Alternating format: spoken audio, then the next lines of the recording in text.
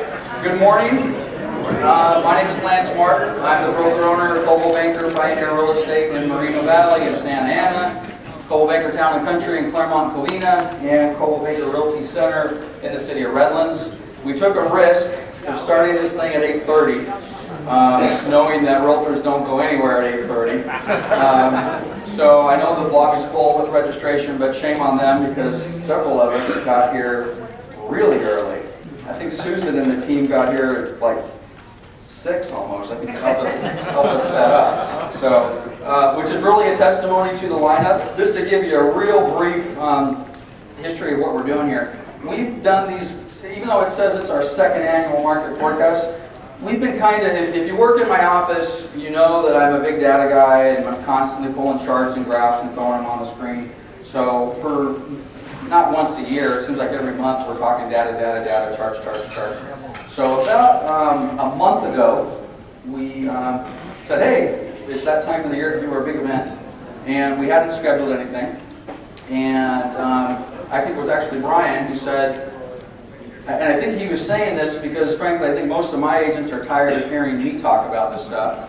So he said, hey, it would be kind of cool if we could get Chris Thornberg to come speak.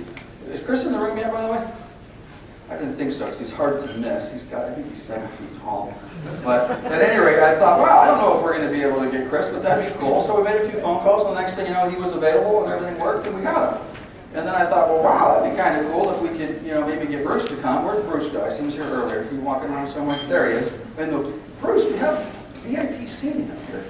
So at any rate, I thought, well, heck, if we could get Chris to come, it'd be kind of cool if we could get Bruce to come. So we kind of put this thing together literally kind of on a whim. And then frankly, the more we started thinking about it, we thought, heck, if you know, who knows Bruce and Chris? Raise your hand. Who's never seen them speak before? Okay, but you know who they are? Okay. I got to tell you, if you've never, Bruce is a little more available probably on the local circuit because he is local and he's more available and does a lot more stuff locally. But if you've never seen Bruce speak, you're in for a treat. I just can't tell you. Now again, you gotta like data. There's not a lot of tap dancing and dancing bears and stuff going to be going on. But if you like the data and you find value in data, I come to these things frankly to do a business plan. I mean I follow Bruce because Bruce helps me with my business plan. And then quite honestly, the same thing with Chris. I saw Chris speak for the first time, I think in 2005. I was in an audience just like that, and I just fell over. I'm like, oh my God, this guy has got it. I've been following him around the country, paying hundreds, if not thousands of dollars to go to Texas or go to Florida. To be honest with you, not because I wanted to go to 5-star, not because I wanted to go to NRBA or Rio Mac, is because I wanted to see Chris speak. And quite honestly, how long ago was it, Bruce, that you and Chris spoke in Florida? About 4 years ago?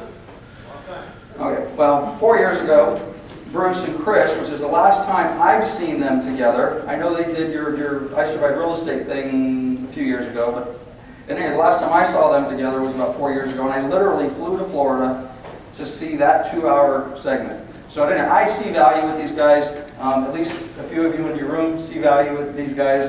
And if you don't know anything about them, I'm pretty confident when you leave here today at 11 o'clock, you're going to be glad you came and spent a couple hours with us. So with that in mind, we opened up to the group and said, hey, if you're interested in this, come on down. Started sending emails to everybody. So I want to thank everybody that's here. We've got past clients, current clients, property management owners, we've got investors. I think most of you are probably realtors in one form or another, either working with my office or people that I've done business with in the past. So I just want to thank everybody for coming. It's a great event. And then to top it off, if that wasn't enough, about a week ago, Paul Herrera with IBRO, where are you at, Paul? Paul said, hey, this looks like it's going to be a pretty cool event. I think maybe Congressman Miller might be interested in coming down if he's in town. So I said, are you kidding me? So with the help from Paul and from Gary's staff, we were fortunate enough to get the congressman to come here for a few minutes. So basically, and by the way, this is about the best talking you're going to get out of me. So if you didn't come here to hear me speak, good, because I'm not going to get much more out of me today. So at any rate, Congressman Gary Miller is a representative in the 31st District. Who lives in Congressman's district? You only got about a half a dozen voters here, but he'll take it, all right? He'll take it. I will tell you, if you did not come here to hear a politician speak, don't leave the room. And I'm not saying this to patronize our guest here.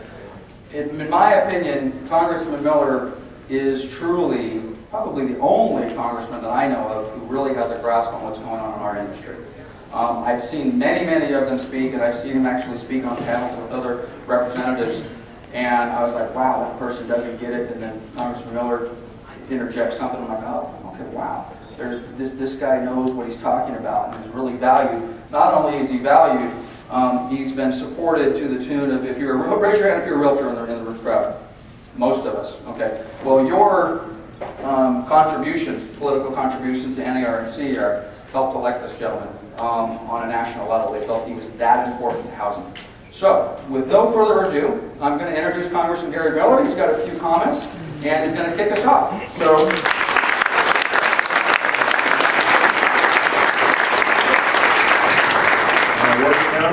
Does that work? Yeah. Good morning. You know what's nice about recoveries, I've been in the real estate industry and building industry since I was about 21 years old. And when times get bad, rooms are pretty empty. Times get better, you start to see seats filling up. And to see this many realtors sobered up at 8:30 in the morning, really bad to see. So, I met with Jerry Giovanelli, and he's the director of your National Association. And are any of you going back to Washington this coming week on a trip? Well, those who are going back there, he's going to fire up because it's a fight for our life going on right now. I remember a few years ago, everybody was saying, you watch Fox News, oh, you've got to get rid of Freddie and Fannie, they're horrible. FHA is miserable. All these things are bad. And I had some of my colleagues saying, well, we need just to get rid of all the GSEs. Government shouldn't get involved in real estate. FHA has no place out there. Look at how bad they're doing.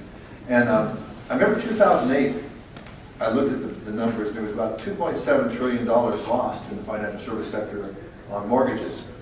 And I looked, and Freddie and Fannie lost $180 billion of that. And I said, 2.7 trillion, they lost 180 billion, and they have 70% of the marketplace.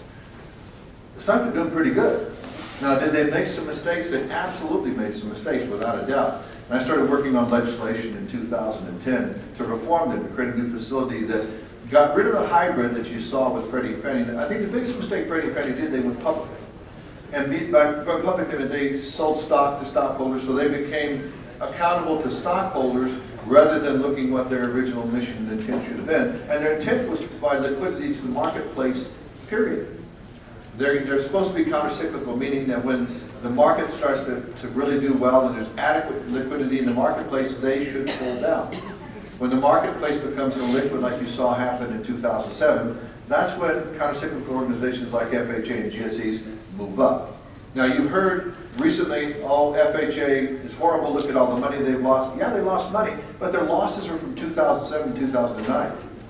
Because when the market dried up, FHA moved in rapidly. And what they did, I guess you can say they didn't have a crystal ball. Bernanke didn't have a crystal ball. Nobody had a crystal ball. Nobody expected this to be as bad as it was next to the Great Depression. And they moved in, started making loans rapidly, and they underestimated the risk associated with those loans. And they lost money between 2007 and 2009. Their losses were purely due to the market dropping like it did and home values dropping. Now, you saw how awful FHA is in recent years, but that's when they're going to turn around. You also heard that the GSEs have to go, there's no place for them. And in 2010, I started getting ready to introduce legislation. The Association of Realtors and Home Builders and Mortgage Brokers and Bankers, all have endorsed.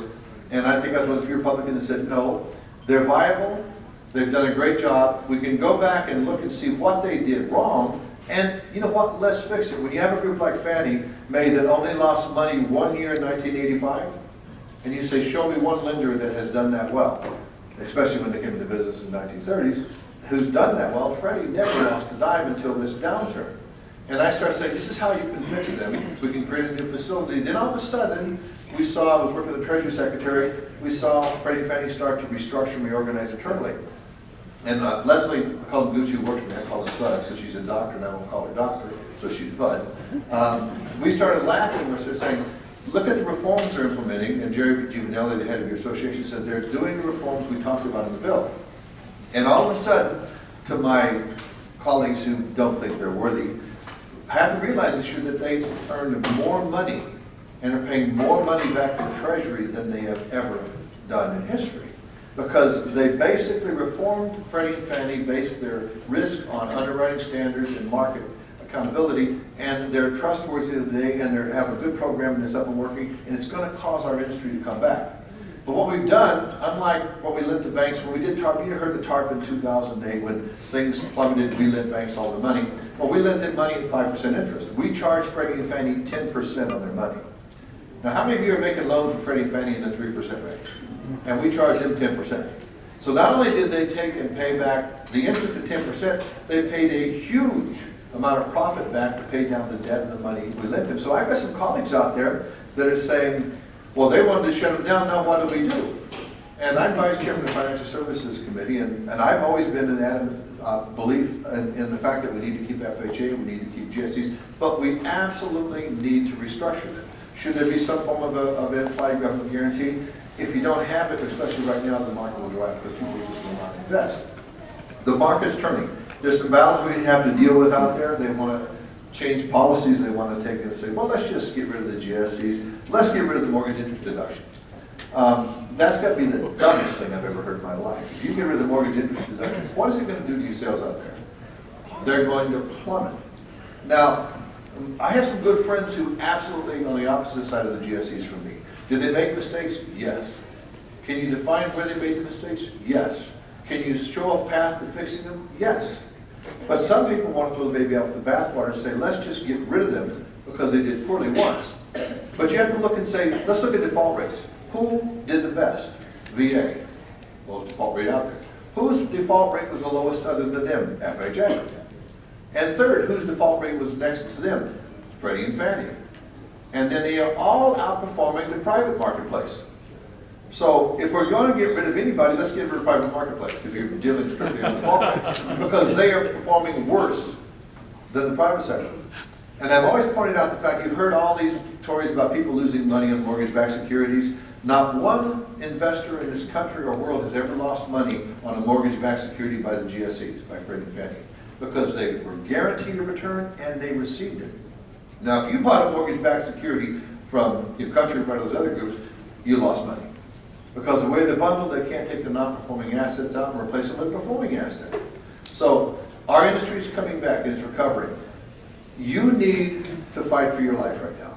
Wherever you're from, you need to go to members of Congress and say, use your head and look at the facts. Now, you got some good speakers today, and what I admire about the speakers is they purely base their decision on facts and figures. And I do the same thing. When they say get rid of Freddie and Fannie and FHA, the facts don't lead me to come to that conclusion.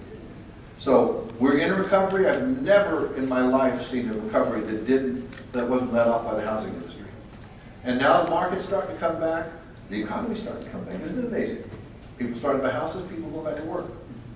So our industry is essential to that, the building industry, the real estate industry, and all the associated entities within it, whether it be the banks, the mortgage brokers, the title companies, whatever it might be.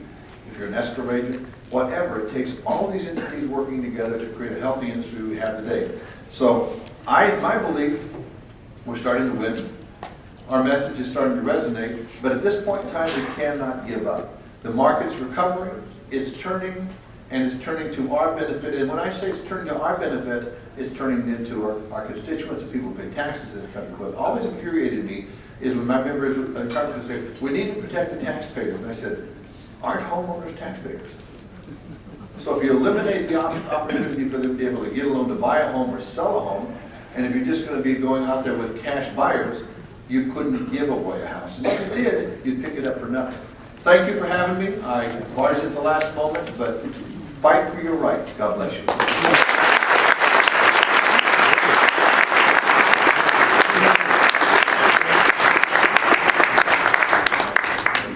Thank you, Congressman Miller. Nice, on time and everything. So the congressman has potentially some conflicts in his schedule. He may stick around. We'll see. He's got to apparently check some things with staff to see whether or not he's got to get out of here now. He may actually hang around for our Q&A after Bruce and Chris are done speaking. So I don't know if you noticed, the congressman used the word recovery at least, I wasn't counting, but I think he used it at least a half a dozen times. Be curious to see how often that word is used by Bruce and Chris moving forward as it relates to the market. So one thing, matter of fact, let me quickly put this phone number on the screen here. Hold on a second.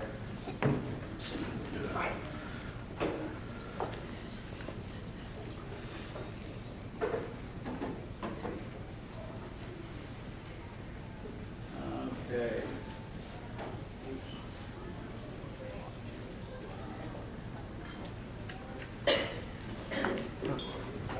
Okay. Obviously, we don't do a lot of these, so we're not super slick in our presentation as far as our PowerPoints go. At any rate, I'm assuming that we're going to have some questions from the audience. Who's been to a conference like this more than once in their life? Okay. Who's at the end, at the Q&A, had to listen to people stand up and ask the stupidest questions on the planet? Okay. We're not going to give anybody a microphone. They're not going to at the end of the thing. Number one, Bruce will take questions, but he will not take questions until after he's done speaking and after Chris is done speaking. So if Bruce says something that catches your eye, or if Chris says something that catches your eye and you want to ask a question, we will have a Q&A later, but we're not going to pass around microphones. So that's my cell phone number. Did I type it right? If you've got a question, keep it brief, text it to me. I will be the arbitrator as to whether your question is of value or not. And then we'll filter them out that way. To get these guys in the same room and then to have a Q&A, and to be honest with you, waste it on somebody dribbling on about something, we're not going to do that. So I apologize for those of you that wanted to do that. So without any further ado, has everybody got my number? Yes. Okay, we're going to bring up Bruce Norris. Bruce Norris is with the Norris Group, and by the way, we've got his son Aaron, and I saw Greg around here somewhere. There's Greg. Greg's not allowed to sit with Bruce and Aaron. There's separation of powers, something going on there. So, and then Diana is here somewhere as well. Diana is, I believe, pretty much the glue that keeps that team together over there, best I can tell. So, I've had the opportunity to meet and know Bruce now for a few years. Over the last couple of years, we've had an opportunity to work a little closer on some of the projects and stuff he's done. And again, if you've never had the opportunity to listen to Bruce Norris speak, you are in for a treat. So without any further ado, I'll get your PowerPoint set up, and everybody welcome Bruce Norris.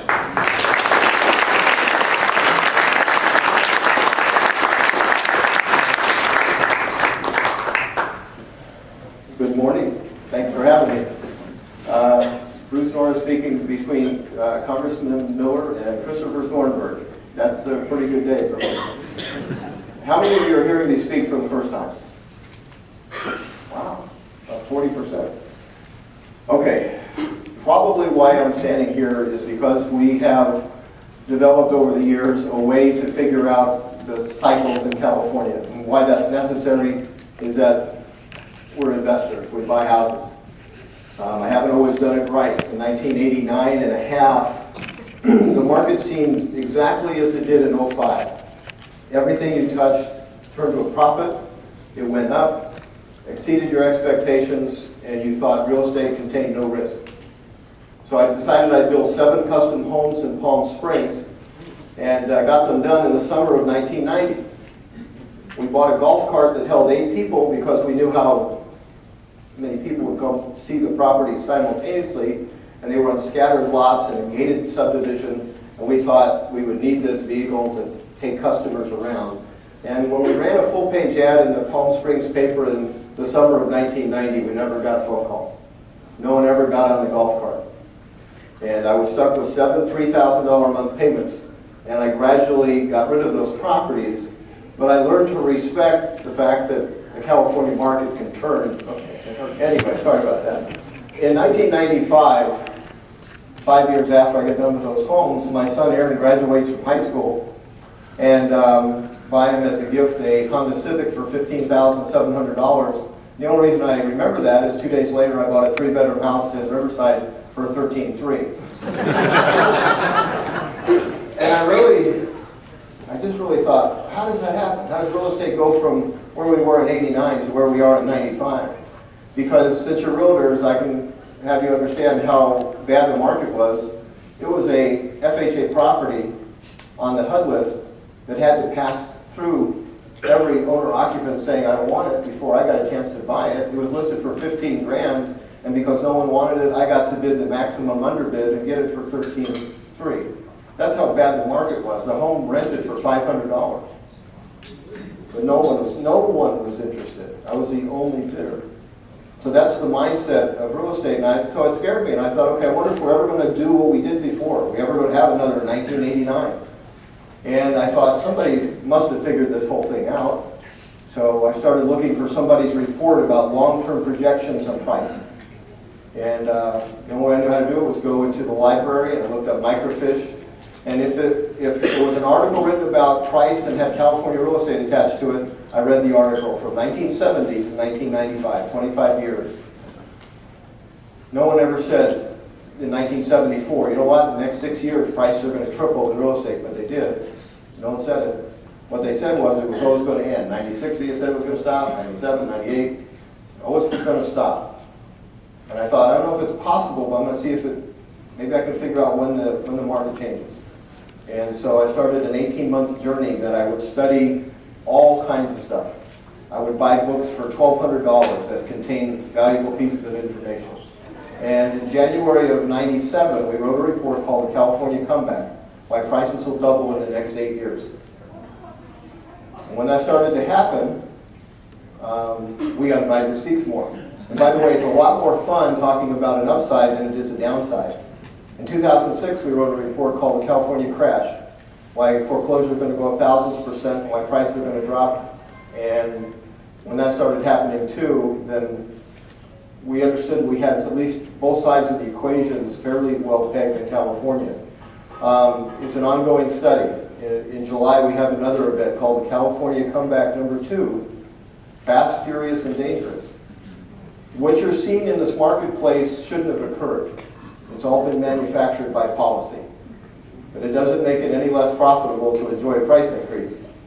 And what we're going to talk about today is the likelihood of that continuing. And if you're trying to figure out a business plan, we'll talk about that at the end, because it will be profitable to be touching California real estate in 2013. My company, the Norris Group, I'm going to stray a little bit, or I don't know, that's stationary. My company, well, that's the first thing I did wrong. My company is basically an investment company. Greg, my oldest son, runs a property buying division. Somewhere between 120 to 150 times a year, we buy properties, fix them up, and resell them. We have a hard money loan business that loans about 400 to 500 loans now a year. So, well, you combine that, we're looking at about 40 to 50 wholesale deals a month, and where they come from and how they get sold and how much they sell for, all of those things, a piece of information. And we can see the trends, where the deals came from. 3 years ago, it was all REO. Gradually, that's transitioned to short sales, away from REO. Now it's transitioning back to buying from private parties and building homes. So that's what you have to do as an industry, too, is you have to think, where is somebody going to be touching the next piece of real estate? How can I get someone involved in owning a property? And it's called, I guess, farming. You have to farm equity like you used to. And that's part of what we have to do as well. We have an education side of our business, and I'd like to invite you in October to where we have a panel of very distinguished people. There'll be the president of the Mortgage Bankers Association, the Appraisal Institute, I think. No? Not this year? Okay. Anyway, Leslie Appleton Young, Christopher Thornberg we're trying to get, and so forth. And what we do there is we raise a lot of money for charity. And first of all, that's the goal for the evening, is to raise something between $60,000 and $70,000. For this year, it will probably be Make-A-Wish. And you'll be in an audience, and we'll be allowed to question this panel. These people on the panel a lot of times are approaching Congress for lobbying for our industry. So it's an important night. So if you haven't been there, how many of you have been there? I'm just curious. Quite a few. I thank you for your support, really do. We have a radio show. Go to our website, and I interview people like Christopher Thornberg. And my favorite thing about interviewing Christopher Thornberg is I don't have to know the answers to the questions I'm asking him. And believe it or not, that's very rare. I almost always know the answer because I don't want somebody embarrassed. When Christopher's on the show, I actually ask the questions I want to know the answers to. So that's kind of fun. Our basic business model is we take this house and we turn it into that house. And we also fix our rentals to look like that. So if you rent from me, you started out with a perfect house with granite even in the bathrooms. And we did that for a couple reasons. We did it because I thought it might attract a better tenant. I thought they'd stay a longer time. And all those things have panned out to be true. This was a real transaction. This home sold for $356,000 at the peak of the market. We bought it for a little less than that, $65,000. Put $30,000 in it, kept it as a rental. The problem for our market is that across the street somebody owes $356,000 on their house.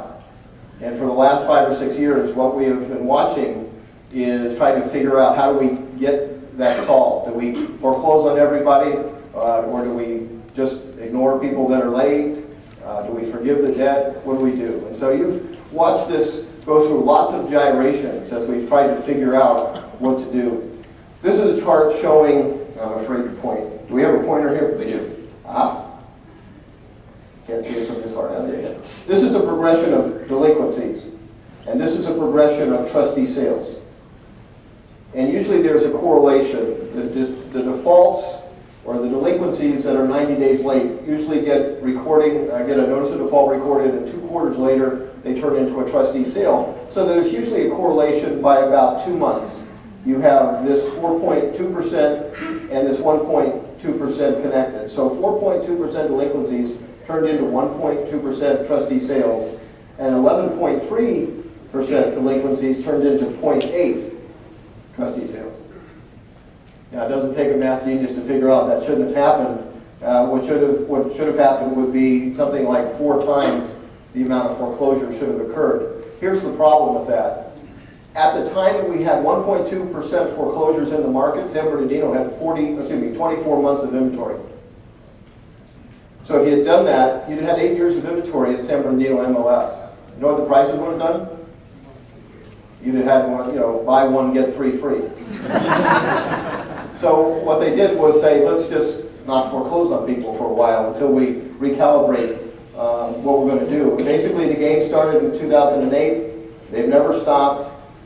They've been declining and declining and declining. If you're like Mike Novak Smith and you're trying to do a business plan of having a bunch of REOs, you used to be able to look at the default list and say, well, that's probably going to convert to an REO a fair amount of time, and then guess what? It didn't. So that's been the problem. Foreclosure inventory has been on the decline. For people that are waiting for the shadow inventory to explode, I don't think it's going to show up. Sales have been good. Sales have been consistently good. That's not been our problem. But here's our debt level. We got up to $11 trillion, and it's declined, and then now it's going back up because people are doing healthy loans and borrowing healthy money. But what we had to do was we had to realize that when prices went down the way they did in California, that's interesting. There we go. We went down from almost 600,000 to under 250. We owed all this money when we got to this price.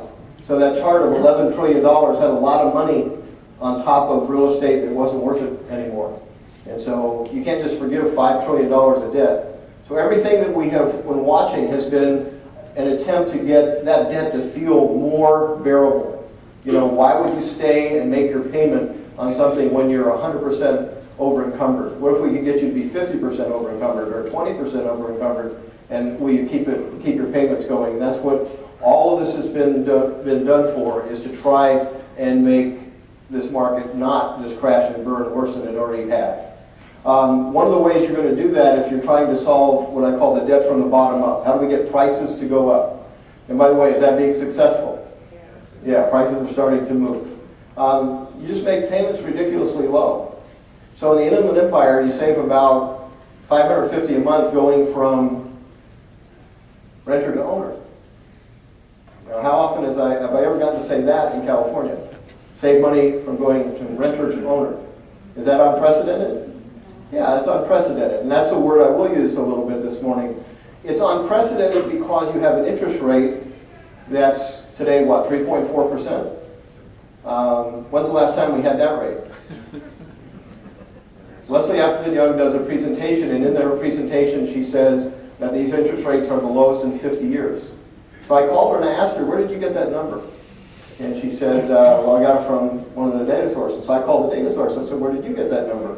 They said, that's as far back as our data goes. I said, oh, okay. So being the nerd nut that I am, and Sean O'Toole and I went back to Washington, D.C., literally went to the Library of Congress, took out the microfiche from 1850 on, and on a Sunday where you advertise real estate interest rates, we went forward every month for 100 years. And I can tell you that no one alive has seen these interest rates. Now, what that does is set off an unprecedented set of dominoes. Because what happens to price now what happens to your monthly payment when prices go up 50 grand and it's attached to a 3.4% mortgage rate? Not a lot. You know, is it going to break the bank if people really can't qualify? No. As a matter of fact, if your rent is $550 more than your house payment ends up, prices can accelerate an awful lot before you tie rent. And there's audiences that I usually talk to that aren't realtors, and so I ask them, all things being equal, exact payment, rent or ownership of a house, how many of you would rather rent than own? You know how many hands get raised in an audience this size? One. One time I asked that question, it was an economist. I thought that was interesting. You know the easiest way to own a home free and clear? Just own two. In California, that's a fact. Let the one ride and sell it, pay off your mortgage. You can wait to pay off your 30-year mortgage if you want to, but it's a quicker plan. Anyway, so if we're going to try and solve this, let's make the payment so ridiculously low, and we have that now.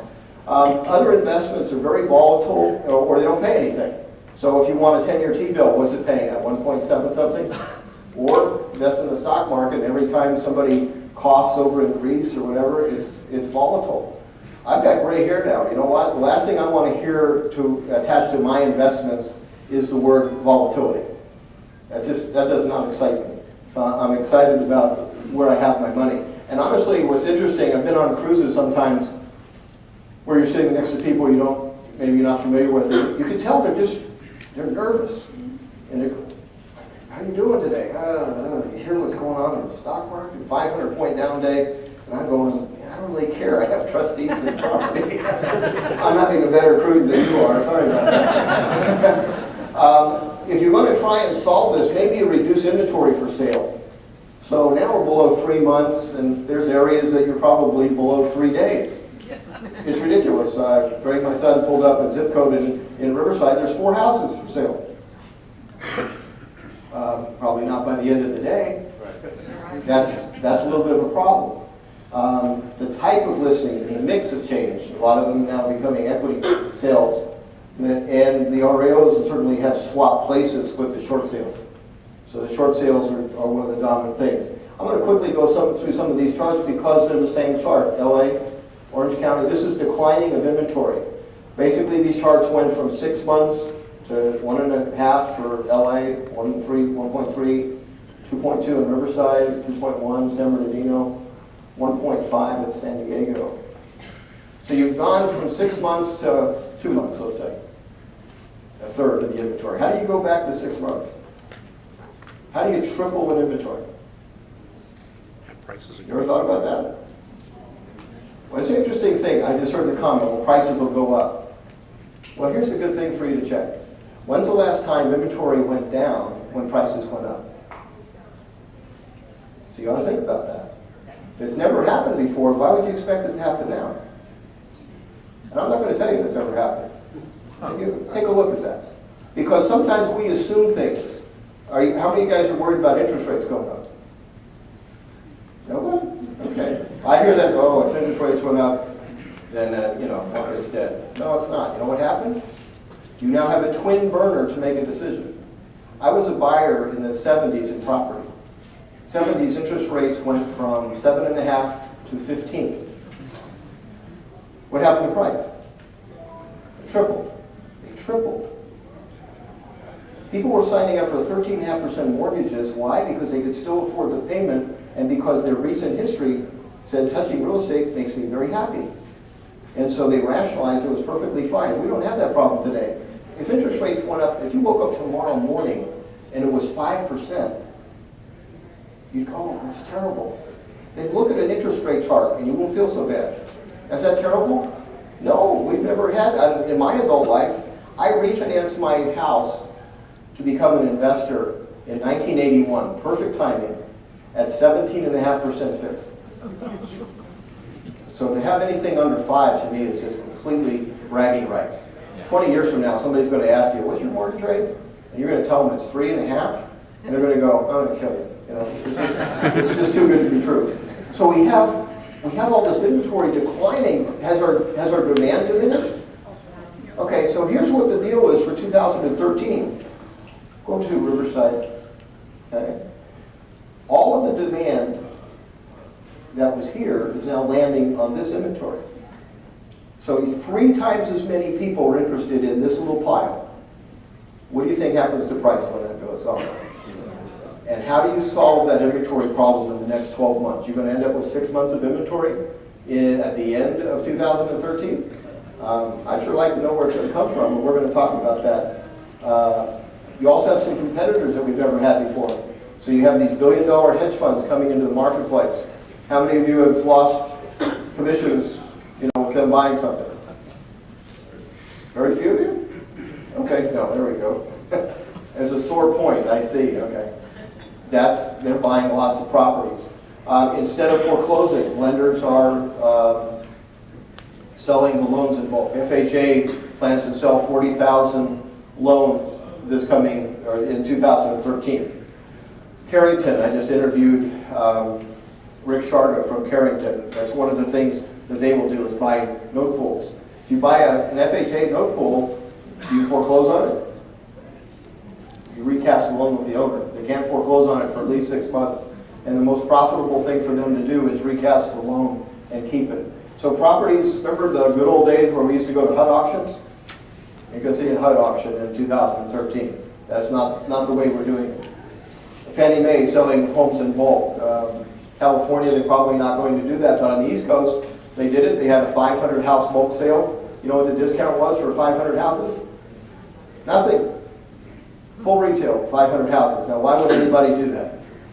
First of all, they're below replacement costs, and second of all, have you ever tried to buy 500 houses one at a time? Takes a while. So you got all these people with $1 billion. They would be more than happy to write a check for 500 houses at one time if it served their purpose. So all these REOs that probably should have landed on somebody's desk locally are not going to do that.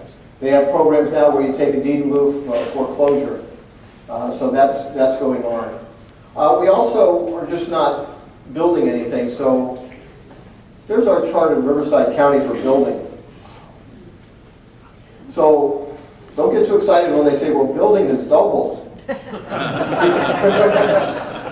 Yeah, building's doubled. It means like in that month you build 8 more houses. Woo. It's going to do well, but it's not there yet. I hear that all the time. I'm building houses everywhere.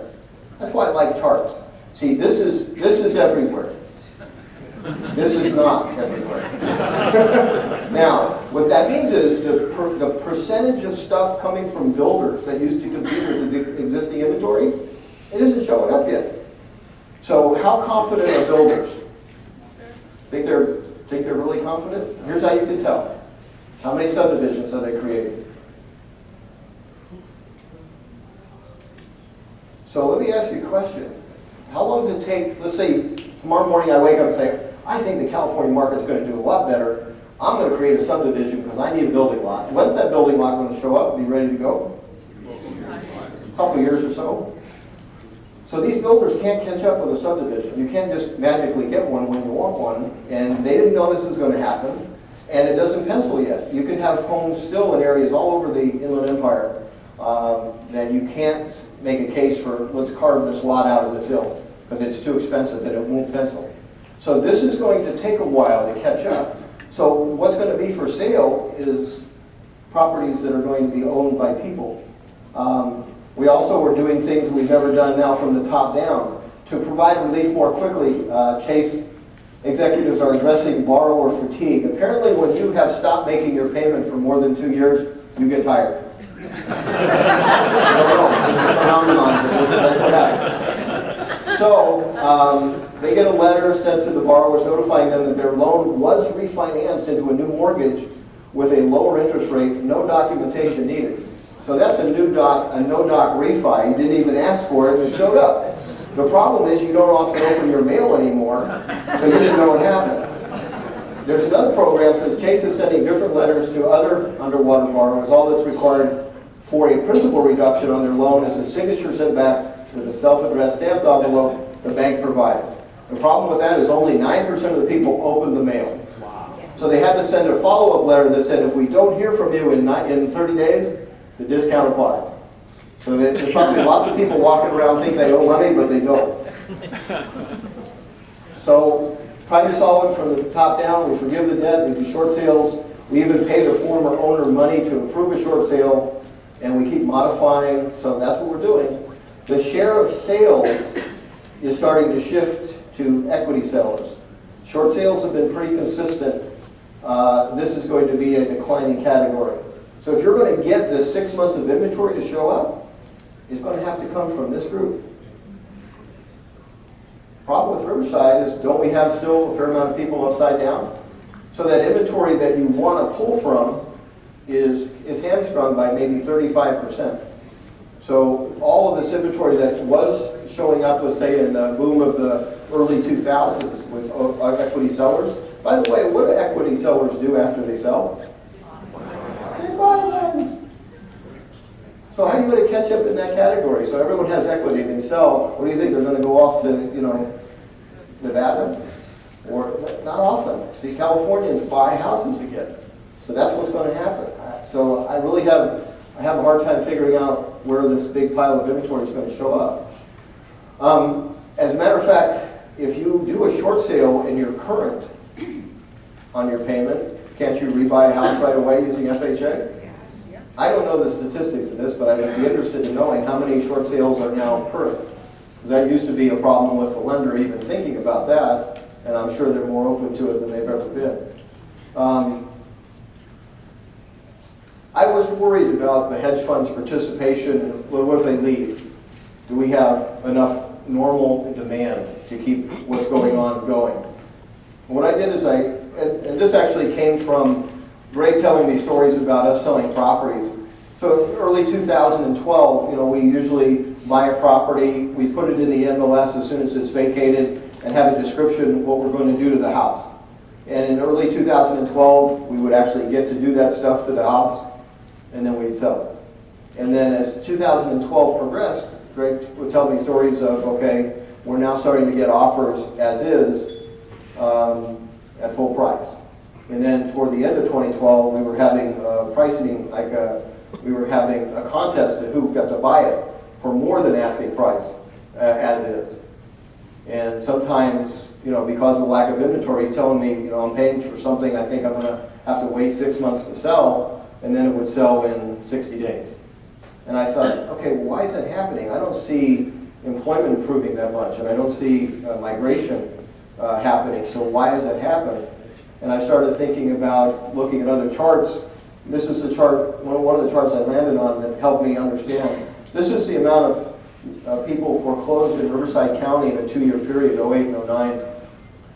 Unprecedented? Yes. Now what that though set up was an unprecedented pile of people coming off the sidelines wanting to repurchase. If you can save $500 a month going from renter to owner, you're going to do it. And so that big pile of demand is 165% of 2011 sales. So this is consistent. That's why this number is consistent.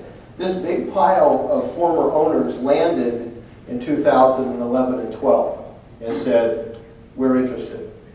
That group has not been satisfied because they've been often beat out by a hedge fund buyer or an all-cash investor. So they're still waiting to get satisfied. And in the 2010 group of 22,000, which is 65% of annual sales, are piling in on 2013. You don't have any trouble with demand. I don't care if a hedge fund disappears, you'll have a replacement occupant buyer. And to be honest with you, I really wish the hedge funds weren't messing with residential real estate.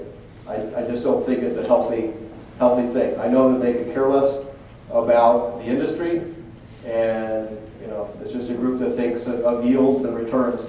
It's a little bit like can you imagine yourself, first-time buyer, trying to get an FHA loan, and the property shows up in the Riverside MLS, and you're asked, can you pay closing costs? What are the odds of that happening? It's just non-existent in this market. It's because of the competition. It's a little like being an outsider when somebody has an IPO and that opening day stock price is $5, but you're not an insider. And what do you get to buy it at? Like about $9 in about 3 seconds. That's what this feels like, is that we're not having the occupant owner participating as much as they probably should be. San Bernardino's got even a worse case of foreclosures, and then therefore it extrapolates into more buyers than they've ever had. So where's the inventory going to come from? Is it going to be REOs? No. One of the radio interviews we did was with 3 of the top local REO agents, and they're not being told to staff up and get ready for the flood of REOs. Private owners with equity, well, we talked about that. Yes, they're going to come from that, but they're hamstrung by some of them having negative equity. Short sale, just because you have a short sale possibility doesn't mean you want to do it. Before the interview on the radio, Lance told me he went to Moreno Valley and door knocked 10 houses. And 6 of those people were there, and he was telling them, you know what, if you cooperate with the short sale, we can stop your foreclosure, probably actually even get you some money for doing the deal. And 0 out of 6 participated. No one was interested in that. So why would they do that? What have they had for housing costs in the last 24 months? Nothing. You could get used to that. Every once in a while, we'll see an article in the newspaper. They're interviewing somebody that haven't made their payment in over 2 years. So how's it going? Oh, life is just been so much better since we stopped making our payments. We've been able to go on vacation. Okay, so that's what's going on. Investor flips. We have a loan business that tells us the inclination of someone buying and selling it, or buying and holding as an investor. And about 50% of our loan portfolio now is an 8-year loan that investors borrow money to hold property. So what used to be bought and resold is not happening all the time. And new construction we already talked about. So you're going to have to go from wherever we are in Riverside, 2 months to 6 months on just this pile. Ain't going to happen. So you're stuck maybe with this inventory level for 2013. You know what you ought to do as a realtor? Become an investor too. Make your effort both things, to represent people, but maybe buy something once in a while too. There's a business that we're in that's changed a lot. This is the discount that the industry that buys at the trustee sales gets for buying a house we never see inside, don't get title insurance, have to probably do cash for keys to an owner that's disgruntled, and never know what the repair bill is. Now, amazingly, Greg has pulled this off for the last 2 or 3 years in a very profitable way, but the discount for the industry is not even 1%. So you could go next door and say, I'll tell you what, I will pay you. By the way, what's a typical closing cost for a transaction? 10%? Sales and all that stuff? You could go next door and say, I'll tell you what, you'll net exactly the same amount as you would if you listed it. I'll pay you 90 cents on the dollar, and you would be getting a discount that far exceeds the business, the industry of buying at trustee sales right now. That's pretty astonishing. That's how tough the market is to get inventory. The trustee sales, and this is again, where's the inventory comes from? We used to go back to the bank that gets bought. The trustee sales are not already sold. These large hedge funds that have made their living now buying and holding properties have gone to the trustee sales and raised the price to where it's not profitable to resell them, but they're keeping them. So a lot of the properties that used to be resold, they're not being resold. We used to go to trustee sale and they get sold in bulk or renegotiated via loan mod. We used to go to trustee sale and now get sold via short sale. And the policy has been, instead of foreclosing, you can take all the time you want. Over 40% of the properties in foreclosure nationally are over 2 years in the making. The large companies, there's quite a number of them. This is what they look for. A single-family home or townhome, 1,000 to 4,000 square feet, built in 1970 or newer, 2 to 5 bedrooms, 2 to 4 baths. And what percentage of inventory in Riverside does that cover? Pretty much most of it. Okay, so they're interested. What's interesting about this, and since I'm doing a new report, I'm having to look all the stuff up. One thing I was very interested in is finding out exactly how much these guys own and where they own it. And so one chapter is designated to figure out that exact scenario, because these guys are market makers in a sense that if they want to land in a city like Sacramento and buy everything in sight, prices are going to go up. When they want to rent all those homes that they just bought, they're going to be market maker in rent. And the day they sell, they could be a market maker when they sell it. So we really do have to pay attention to kind of what they're doing. They buy from every source that we normally buy in, so they have been quite a competitor. I've asked Greg, and he's honored my request. We do not sell properties to hedge funds. We get offers on them, but we say no, just so you know. And the reason is because of the industry that we are part of that's allowed us to get where we are. That's you guys. And it's the local people that we support, and the local escrows and all that. To me, that's an important thing. So I don't like hedge funds. They're an arrogant group of people, to be honest with you. I've talked to a number of them. One of them in a talk I was doing came up to me afterwards. He said, I've heard of your reputation. I think your business is great, and I really feel sorry for you. And I said, really? I said, why is that? He says, well, it's obvious, you won't be in business with people like us around. I thought, wow, that's a pretty arrogant thing to say. And I said, you know what your only skill is? I said, you're able to attract a bunch of money and you don't care how you spend it. And I said, I've had my phone number for a long time. 5 years from now, call me, I'll pick up the phone. See, nothing like ticking me off to make me more determined. What's about to happen, you probably already noticed, is the media starts to participate in telling you the real estate story. They were very good at telling you it's terrible, and now they're going to participate in it's wonderful. And so from now on, you're going to see the media participate in saying things are going to get better. When prices go up, it encourages the owners with negative equity to keep making payments. California has now 25%, this is down to a number that's not been here for a while, as far as negative equity. When we have a 20% price increase in 2013, which I think we will, we're going to have half of those people have equity. And then it's all over, because then you'll have so few people behind, it won't be the big impact in the marketplace, and we'll be off and running. So you also add it to the number of move-up buyers. We have a woman in our office who had gone through a divorce, bought a home in February of 2012 for $205. By October it was $285. She refied it, got rid of PMI. In a discussion by the copier, she's lit up, she's got this low payment, she buys a car, and now her house is worth $325. One house, okay? So do you think she's quiet about that? No, she's telling everybody with an ear to say, hey, this is my real estate story. That adds to the interest, and it adds to the first-time buyer interest. Here's the kicker. Eventually, prices rise to the point where you're going to have profitable construction. And once you start having profitable construction, you solve a lot of the rest of California's unemployment problems, because construction is not a standalone activity. You get manufacturing involved, you get occupancy of commercial real estate. It solves a lot of things. And all that's about to happen. The unemployment, and I'm really excited to hear what Christopher has to say.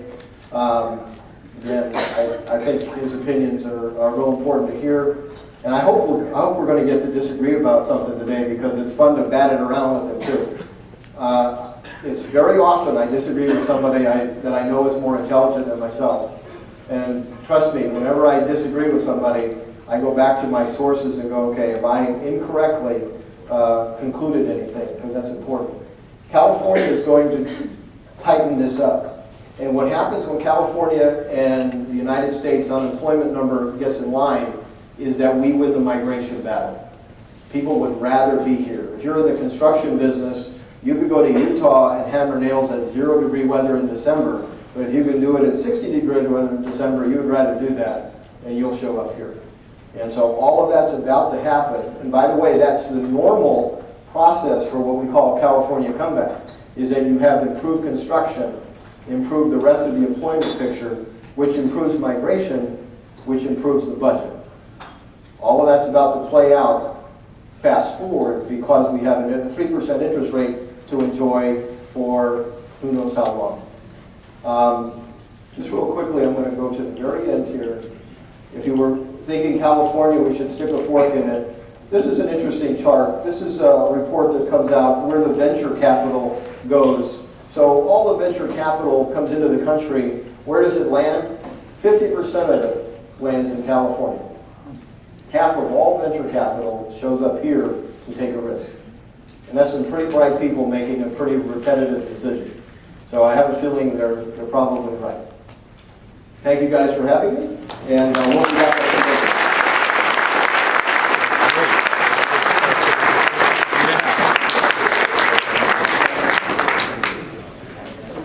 Thank you, Bruce. You gotta love Bruce. Give him a hand. Yeah. Just a couple quick things. A little problem with the questions. I got several questions while Bruce was speaking. The problem was they came from Greg Norris, Aaron Norris, and Diane, and they all are on Bruce's team. So I was a little confused. No, anyway, we did get a couple of good questions. Does anybody still need that phone number? Anybody got a question they want to ask us? I can put it back up on the screen if you need it. If you need real quick, if you didn't write it down earlier, or if I don't already have my cell on your phone, it's 951-313-2167. Just text me quick. We have half a dozen good ones. And actually, a good one did come from Greg, so we're going to give him a little bit of credit for that. And it wasn't necessarily for his dad. So anyway, before we bring up Chris Thornberg, Brian needs to do a little magic with the PowerPoint here and make that happen. So I get to tap dance for 3 or 4 minutes. I want to comment on a couple of things that Bruce had mentioned. Specifically, he told the story that I shared with Bruce, I don't know, 6 months ago or a year ago, I don't know, about going out door knocking with some of my agents. And I think actually a few of those agents are in the room that I was out door knocking on that specific story. We're knocking doors, we knock on 10 doors, 6 people are home, which was interesting because I think it was a Thursday afternoon. We were out between 1 and 3 o'clock, and when you have 60% of the people you're knocking doors that are home, I thought that was kind of a commentary on the market itself. And it wasn't necessarily that it was mom home taking care of kids, it was just, it seemed like the family was home. So, just from an employment standpoint, it's kind of interesting when you find that many people at home on a Thursday afternoon at 1 o'clock. However, his numbers were correct. There's just one little thing I want to add. Of the 10 doors that we knocked, by the way, every single door that we knocked was in default. And most of those did not just have a notice of notice of default file, they had a notice of sale file. So for those of you in the room that are of my ilk, okay, well, you've got a pretty short window, in theory, a pretty short window before the bank potentially could come in and take that property away, 21 days. So Bruce is correct that of those 6 people we spoke to, we convinced nobody that we were there providing any value, and we walked away. Not only did we not walk away with a listing, we didn't walk away with an appointment or literally any glimmer that they were interested in talking to us, which could be a commentary on my sales skills. However, so at any rate, it should, Rose, I know where you work. Okay, so anyway, that could be a commentary on our sales skills. The one thing I want to add to that was, a lot of agents in the room, work prospectors, knocking doors, making phone calls, sending mailings, all the rest of that sort of stuff.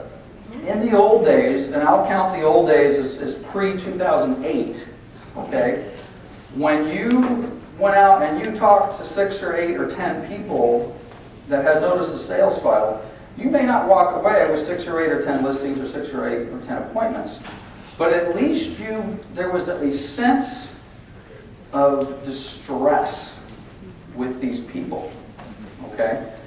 They were stressed out. You could feel it. You didn't even, I mean, literally when the door opened, oh, it's another realtor. I know why they're here. And you could sense the stress with these people because they were in a stressful situation.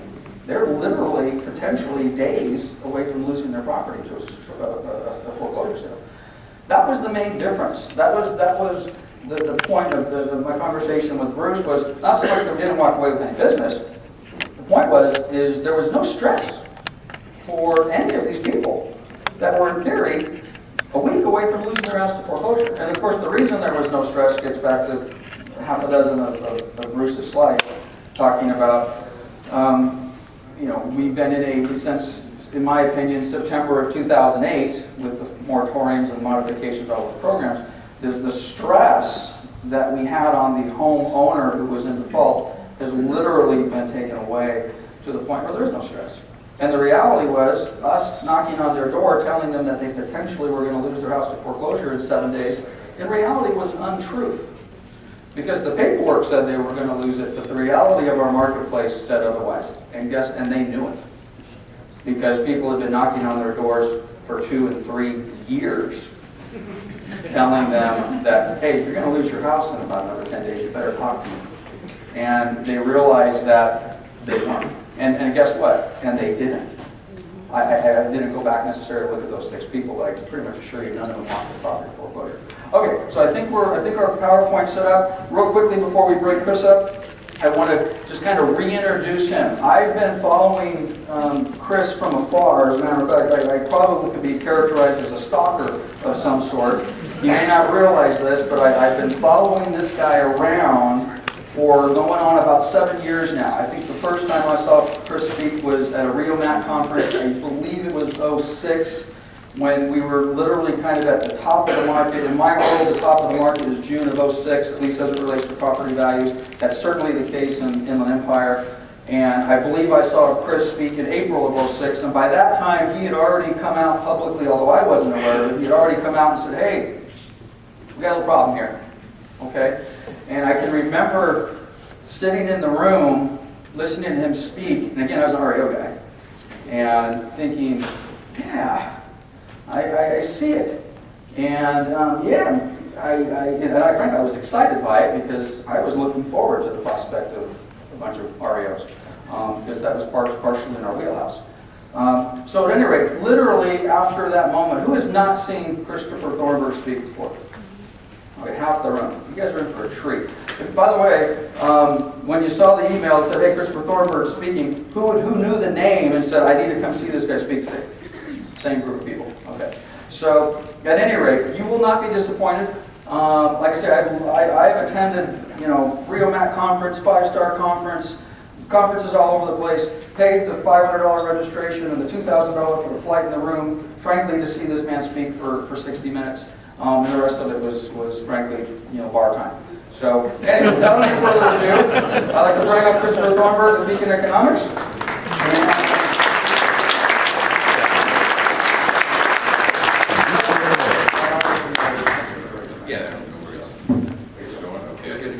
Thanks, Chris. If I known you'd been spending that much to see me talk, I would have charged you more for today. Exactly. Screwed up in a big way. All right, it's very nice to be here. To say the very least, the Inland Empire is a market. Although my company is officially based in LA, we do a tremendous amount of work out here with a lot of local city governments, county government. Of course, we actually do our own forecast conference out here. I don't know if you do that. We do that on an annual basis. This fall we're doing it again. We do that with UC Riverside. So do keep an eye out for that. You can get an update of what you're going to hear today, plus a whole bunch of other additional information. I also want to thank Bruce. It's fairly rare for me to sit and hear my name being spoken so often without profanities coming before and or after statement of those particular names. And to some extent, I don't think I disagree too much with Bruce. If anything, I'm maybe a tad more optimistic than him about housing and where things are heading on that particular front. Although I would agree with him that in terms of a sales situation, that is to say, the other side of the ledger you're working on, he's probably right in as much as sales aren't likely to come up very much, simply because those tight inventories are being driven, not necessarily by policy, but obviously about all sorts of fundamentals, primarily all these folks who are underwater right now. I think the good news, of course, is that as prices do come up, a lot of those units which were previously underwater and no longer really able to be sold are going to start coming onto the market again. And so I do think you're going to see some slight increases in inventory over time, and hopefully your business is going to get a little better. But of course I am getting ahead of myself, because really what I'm going to do up here today is give you a much broader view of the world. What's happening in the US, what's happening here in California, what's happening here in the Inland Empire, and I think most specifically is the question, is the current rally in real estate liable to be derailed either by, say, fundamentals at the national level, local level, and or of course fundamentals in the real estate market itself. Well, if you couldn't tell by my picture here, my answer is almost certainly not. It isn't to say there aren't risk points out there, but for the most part, the economy today is actually a lot better than people think it is. Take, for example, what's happened over the course of the last few quarters. As you know, we had that abysmal growth rate in the fourth quarter, and the first quarter came in at less than 3%. But you got to forget about those underlying, those sort of headline numbers. What you got to do is look through the underlying detail. And indeed, what you see is an economy that actually picked up a lot of speed through the fourth quarter of last year to the first quarter of this year. Speed been driven by construction, the real estate resurgence, the fact that consumer spending continues to grow. You have state and local governments which have started to turn the corner, and ultimately manufacturing is starting to pick up some speed again. All this is relatively good news. Now, I'm not saying that everything is fine. Of course it's not. Indeed, if you take a step back and think about where we are in a long-run standpoint, you see the U.S. economy has never really had the recovery that we're typically used to having after a strong downturn. You think about where that unemployment rate is today, it's still well above 7%. And it has to do with that sort of lack of recovery. Of course, we're also dealing with the ongoing saga having to do with sequestration and federal spending, and a little bit unclear what's going to happen there. And I'd love to tell you, but I can't really see the rest of my slides from here. I know there's more, but Bruce, can you help me out? What else does it say there? Lack of credit, of course. Yeah, actually, the lack of credit is one of my big worries, particularly in the housing front. We have to keep something in mind that, you know, we would have a much stronger recovery if indeed people go out and more easily obtain a very sort of mortgage loan. As for big risk items, they really boil down to, I think, two things. Politics and politics. But what I mean by two things is politics in Europe and, of course, politics in Washington, D.C. There's no reason in the world that the current recovery we're seeing should not only continue, but actually accelerate somewhat. The biggest risk we face, of course, is the I don't even know how to say it, the just ridiculous debates going on in D.C., the kind of just ridiculous, overstated rhetoric that seems to be driving these very important policy issues that our nation needs to deal with over the course of the next few years. Sadly, what they're doing is creating crises where crises do not need to exist. If they continue to do that and make it even worse, yeah, they could derail things. But I hope that the sense of self-preservation in Congress is strong enough to prevent them from doing something truly stupid. But I'm not sure where the odds are in that particular bet. So let me go through some of this. First of all, let's talk a little about GDP growth. As already noted, yeah, fourth quarter not very good. First quarter came in relatively tepid. But again, forget those overarching numbers because they get moved around by all sorts of forces. What you really need to look at is business spending and consumer spending. And in those two particular categories, what you saw after a really weak middle 2012, consumers and businesses started coming back in the fourth and first quarter. Consumers in particular really chugged along in the first quarter, which caught a lot of folks by surprise because a lot of folks were expecting the fact that consumers would pull back, in part because of those tax increases we saw. What happened with the consumer, of course, is that while on one hand they are dealing with higher taxes, on the other side of the equation there's two other very good things happening for consumers. They're getting more jobs, they're making more money, and yes, also very important is the fact that real estate's in recovery mode, which is also an important driver of consumer spending, something we always have to keep in mind. Let's talk about the income piece. You know, it's interesting, there are two things that happened to sort of the American public over the course of the last 5 months or so. At the end of last year, because of anticipated changes in tax laws, there was an enormous movement of all that sort of liquid cash that has been tied up in corporate sector into what I would call the people sector, through, of course, bonuses and dividends and all sorts of things like that. Those moves, of course, were made in anticipation of higher tax rates that indeed did occur because of the negotiations at the end of 2012. Well, that was a nice little bonus. Obviously, it's not sustainable, but it is a nice little bonus for the American public, and that little bonus, of course, gave consumer spending a nice little kick, helped us move over that particular hump in terms of higher taxes. But even if you get rid of those 2 months, which includes, of course, that giant spike there, you'll see the March number that just came out not too long ago, in real terms, it's considerably higher than it was a year ago. Indeed, what's nice is you're starting to see some stability forming inside the broader U.S. economy. That stability is leading to somewhat tighter labor markets, which in turn is leading to, yes, higher wages as businesses are actually starting to compete a little bit, primarily for skilled workers. What it says, of course, is that incomes are rising, and most importantly, believe it or not, disposable income, that is to say income after taxes being paid, today is higher than it was 6 months ago, and that's one of the primary reasons why we've been able to sort of muscle through those tax increases and get a little bit of momentum in the underlying economy. Now, I do expect that consumer spending is going to slow down over the next couple of months as, shall we say, the big income hit from the last 2 months of last year sort of fades away. But nevertheless, consumer spending growth is going to continue through this year, and ultimately that's a good thing for the overall U.S. economy. We're also, of course, seeing improvements in fundamentals. That is to say, people's net worth has also improved. Indeed, on the left-hand side here, this is aggregate household net worth for the U.S. overall. It's basically all the value of all our assets together minus all our debt. And you can see how it's almost back to previous peak levels. Now, mind you, again, relatively good news is people are worth a little bit more. They feel more comfortable, say, taking chances about starting a business, going out and buying a house, as the case may be. Now, much of this increase, of course, is not due to housing. The housing turnaround is just really starting to push forward. What's really happening here, of course, has to do everything with really two other parts of the other things. A, the fact that people are getting rid of debt. B, of course, is the fact that the stock market has been doing very, very well. I'm going to come back to the stock market in just a second. One thing that's also helping consumers, I'll show you on the right-hand side. And what this is called the financial obligations ratio. It's an estimate by the Federal Reserve, which talks about the percent of household income being used to support current financial obligations. You might hear the sort of ongoing refrain that American consumers are being hampered by all this debt they're carrying around. Well, you know, you got to keep something in mind. It's not the quantity of debt that matters for consumers. It's the cost of that particular debt. And as Bruce already sort of remarked, today interest rates are incredibly low, at least relative to the experience of the last 40 years or so. Indeed, on the right-hand side there, you can see the financial obligation ratio has dropped to the lowest level basically we've ever seen.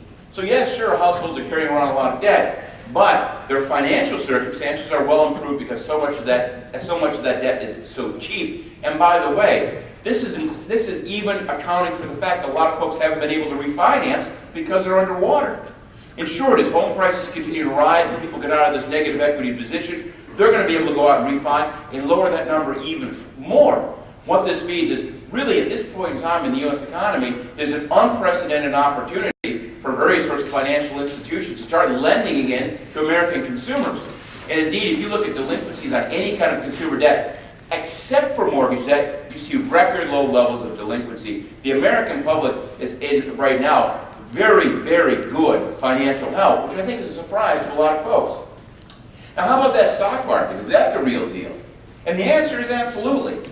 You know, I hear all the time, I've heard this on the radio probably a dozen times in the last month. How can that stock market be at a record high level? There's got to be something wrong here because the economy is lagging so far behind in terms of this recovery. Well, folks, the stock market doesn't reflect the broader economy. That's not what you're doing in the stock market. In the stock market, you're buying and selling corporate ownership of corporations. And so if you want to know what's happening in terms of the stock market, don't look at the broader economy. Look what's happening for corporations.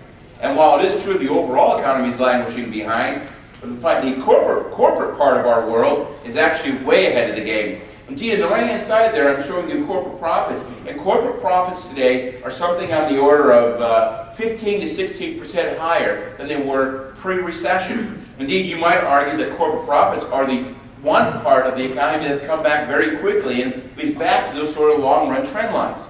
The other part of it, of course, has to do with interest rates. Yet again, corporations enjoying those very low interest rates, just like you and I are. You add that up, and you can argue on a long-term standpoint, the stock market is actually undervalued, not overvalued. There's more potential wealth there that could be seen, created, as that market continues to rise, as I expect it will.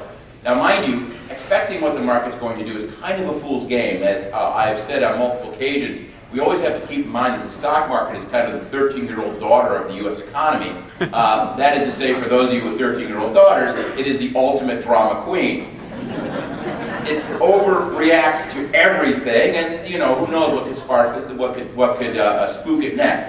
But at least from a long-run standpoint, this market is in wonderful shape right now, and I do believe it will continue to rise. Now, it's funny because we aren't really one of the most skittish states. Despite all these, I think, decent fundamentals, the fact that consumers are doing well, we are an enormously skittish economy right now. And I think about those sort of swoons and the overreaction in the stock market. Nothing could sort of show this better than what happened in March. Because the March retail sales number came down, and it was negative. It was down from February. Oh, the market dropped, and people started talking about a spring swoon again, and oh gee, now the tax cuts are really starting to hurt. On the left-hand side, folks, I'm showing you retail sales in March relative to February, and it is true they're lower, but look at March relative to January.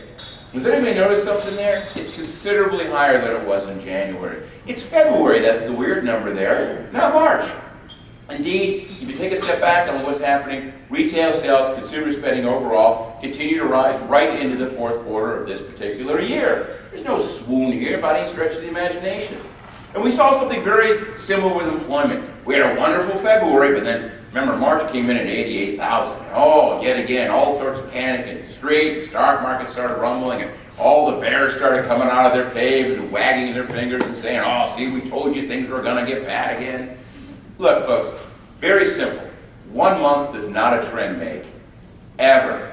When you think about things like employment, you think about even something like home prices, we have to remember these numbers are all based on surveys, they're measured with error, they're highly subject to revision, and ultimately they bounce all over the map. You can't look at one number and say this is a bad thing. And lo and behold, April came in, and not only was April better than March, but they revised March upward, and they even revised that incredibly strong February upward. Indeed, overall, the labor markets are clearly getting better. On the right-hand side, this is a better way of imagining things. I'm showing you overall monthly employment gains from March to September and September to, oh wait, was that, March to September and September to March. And no matter how you slice it, here's what's going on. We were adding 130,000 jobs in the middle of last year, and over the last 6 months or so, we're adding about 180,000 jobs a year to the overall economy. Things are improving, as simple as that. Production's very similar sort of phenomenon. We saw a flattening out in production in the middle of last year, largely due to the slowdown in the world economy and some worries about what the fiscal cliff meant for the U.S. economy.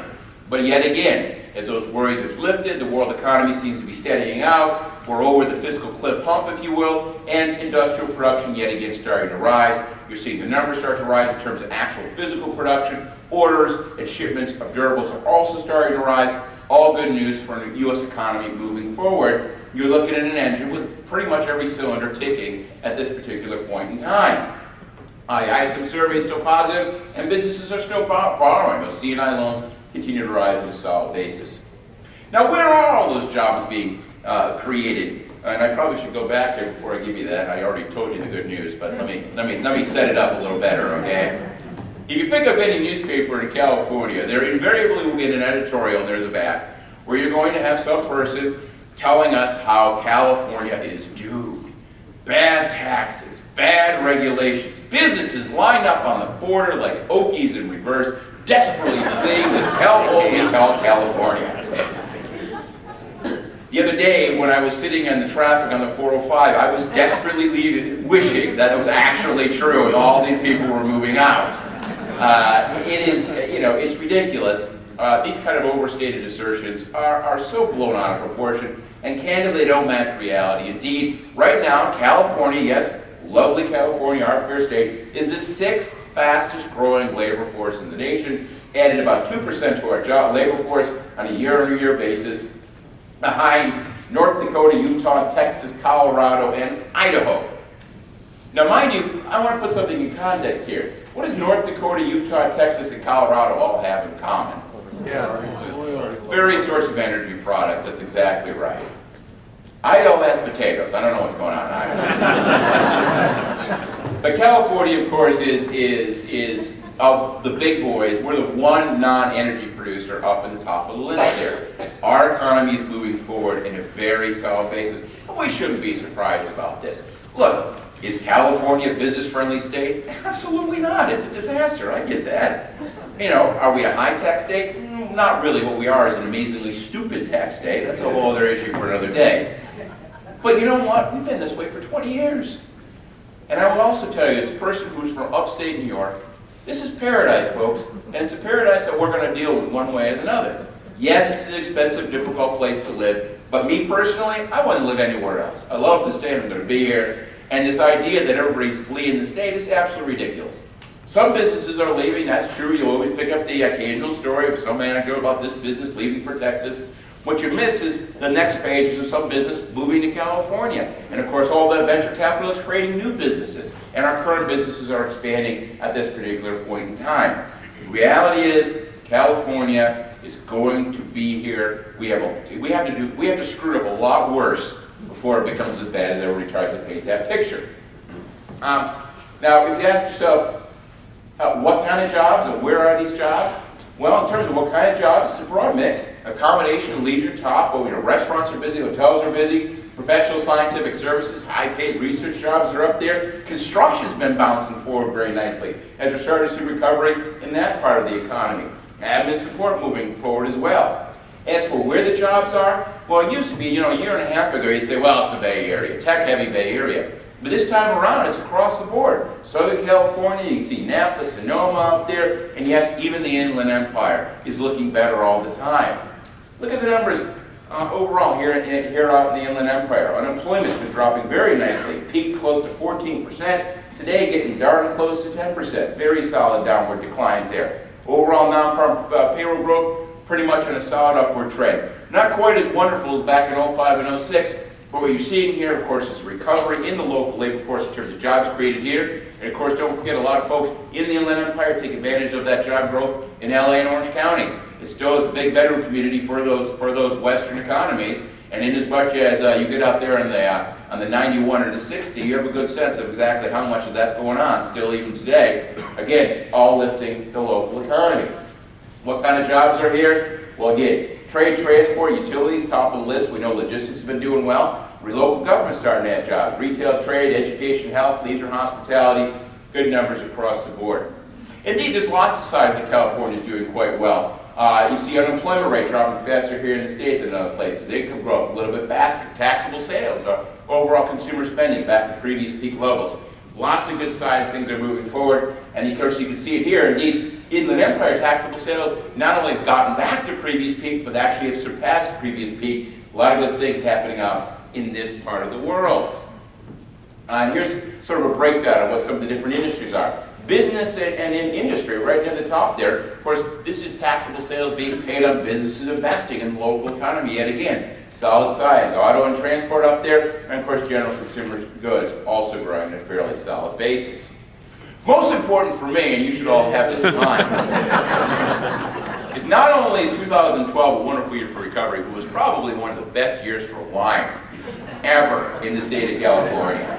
And this is important, folks, because all this 12 vintage is going to start coming out over the next 2 years. Whatever you have in your wine refrigerator now, dump it, okay? Clear it out and start making room. Because not only was this a record year in terms of production, it was also a record year in terms of prices. So this is good stuff happening. Any grower would tell you the last year was pardon my language, it was a wet dream of grape growing years for winemakers. The stuff is going to be absolutely wonderful. And you better get to it quick, because on the right-hand side here, there's another side of the California economy's current, shall we say, rebound, and that is the fact that exports have come up very nicely. Indeed, particularly exports of wine. Yes, the rest of the world has finally figured out that that swill they make in France isn't nearly worth the price. Come to California where you can get a decent bottle. The airports are busy, of course. San Francisco, Oakland, Long Beach, Los Angeles. I am sad to report, of course, that would not account the two smaller airports here, Burbank and, of course, Ontario, right next door to us. We all know about the ongoing issues between Loblaw and the City of Ontario having to do with ownership of the airport, what's happening out there. I don't have much good news to report on that particular front, but at least to say, obviously there's some things that need to be done on that front, and we hope that things get resolved relatively quickly. As for visitors coming, it's interesting. You think some mention was made about this, about the rest of the world. You think about where California is today, where the U.S. is today, the increase of visitors, the fact that there's a lot of tourism coming back. And what I'm showing you here is just kind of a year-on-year increase of where folks are coming from. Obviously, the two places we get the most visitors from, our neighbors, Canada and Mexico. Never underestimate that. You pick up the paper and you're always hearing about China, you're hearing about Europe. Always keep in mind our two biggest trading partners, our two biggest countries that we interact with economically the most. It's not China, it's not Europe, it's Canada and Mexico. And of course, both those economies moving forward at a fairly solid basis, visitors up there. Visitors from Japan's bounced back very nicely. A lot of visitors from Central America. But probably most interesting here, and the reason I put this slide up here, is look at all the folks coming from the People's Republic of China. Up 40% in 2012 over 2011. They have money, they have passports, and they want to get out of China. And a lot of that money's coming here. I don't know if you guys are familiar with this, but you want to look at some of these EB-5 programs that are going on. EB-5, by the way, it's a visa process by which if you come over here and put money into a specially designated zone, and that investment of yours will create 10 or more jobs. Well, for every 10 jobs you create, you get a green card. And this has not been lost. A lot of those folks and people who approach China are coming here on business, and yes, they're coming to California, pouring a lot of money across the economy. Yet again, a good sign of hopeful things for our economy. Travel and tourism here, as already noted, Ontario is still not doing very well. Continued downward movement in terms of overall passengers. However, put that to one side, hotels in the area are actually doing well. Occupancy rates almost back to previous peak levels, and rates also on the rise at this particular point in time. Things are doing well on that particular front. So with all that good news, I do need to just, do point out that indeed, while things are quite positive, there are some negatives out there. And one of the negatives, of course, is the fact that the U.S. economy is way behind from a long-run standpoint. On the left side here, I'm showing you a picture. That yellow line is kind of a hypothetical pace, if you will, or trend of economic output. Had our economy continued to grow at about 2.5% past the previous peak. The white line is what's actually happened. You can see we had the big recession, we hit bottom, we've been growing at basically a normal pace since then. And this is unusual. If you go back to the last two big recessions in the U.S. economy in the middle part of the 1970s, early part of the 1980s, completely different picture. Our economy hit bottom, and after those recessions too came to an end, our economy grew at 6% per year, quickly launching us back up to that long-run trend line. We didn't have that recovery this time. It was a very odd experience for the U.S. economy. And I think goes a long ways towards explaining why our unemployment rate's still high, why, of course, we continue to have this national sense of insecurity. Every time we walk around the corner, we see our own shadow, we freak out, the stock market swoons, et cetera, et cetera. What happened? Well, if you think back to this last election, you think about the debates between Romney and Obama. When you strip away all the nonsense, what it really boiled down to was really a discussion of what was wrong in the U.S. economy. And I can say in complete bipartisan spirit that they are both completely wrong, okay? Absolutely. What were the two stories? Well, one side, of course, is all about taxes. We've heard on and on and on about how taxes are such a job killer. And boy, if we could just lower taxes, everything will be fine. Well, look, you want to talk about smaller governments, more efficient governments, more responsive governments, I'm with you. I will sit down, I will debate, I will probably agree with the Republicans on most of those particular issues. Agree. And then we get to a point, we get to a line, and that line is when we start talking about we need a government that's smaller, more efficient, more responsive, more accountable. to we need to lower taxes because it helps growth. Well, we just went from something I agree with to complete fantasy land. I'm a data guy. I look at data all the time. And I can tell you this firsthand. You look across states, you look over time, the relationship between taxes and growth is non-existent. It's almost impossible to see in the data. It's as simple as that. Now again, I don't like paying taxes. And I really don't like paying taxes where I think it's being wasted on overstuffed pension benefits. I get that. But that's different than saying that the cure to all our evils is to cut taxes more. Look, folks, taxes peaked in 2000, at the end of the roaring 90s. They peaked. And then we had two big tax cuts under Bush and then under Obama for the stimulus. Have we had a decade of wonderful growth even though tax rates got to the lowest levels ever? No, not even close. It's been horrible. Texas versus California. Texas, no personal income tax. California, the highest marginal tax rate on wealthy people in the nation. Is one of these states an economic success story and the other one a complete disaster? Well, no is the answer to that. Indeed, if you look at from 1997 up to 2007, before the recession began, there's one thing that Texas and California had in common. Both states were economic success stories. Both states grew faster than the U.S. in population growth, income growth, employment growth, you name it. Some ways Texas was better than us, and other ways we were better than Texas. But in no way, shape, or form was one state a success story and one state a failure. That is fantasy land. And by the way, cutting taxes further wouldn't have helped anybody. It was not the solution to our problems. In fact, quite the opposite. You know, most of the stimulus plan we've had was actually handed out to folks in the form of those particular tax cuts there. And the only thing that did was stimulate demand for imports from China. In short, let me tell you our fiscal policy for fixing our recession. We're going to borrow hundreds of billions of dollars from the Chinese to stimulate the Chinese economy. Well done. Getting ahead of myself here. So forget the tax thing. It's nonsense. On the other side of the equation, it's the poor consumer and the poor homeowner. Oh my God, it's so terrible out there. These poor people have way too much debt and they're getting foreclosed on. And as a result of that, they can't go out and spend. And that's a terrible thing for our economy.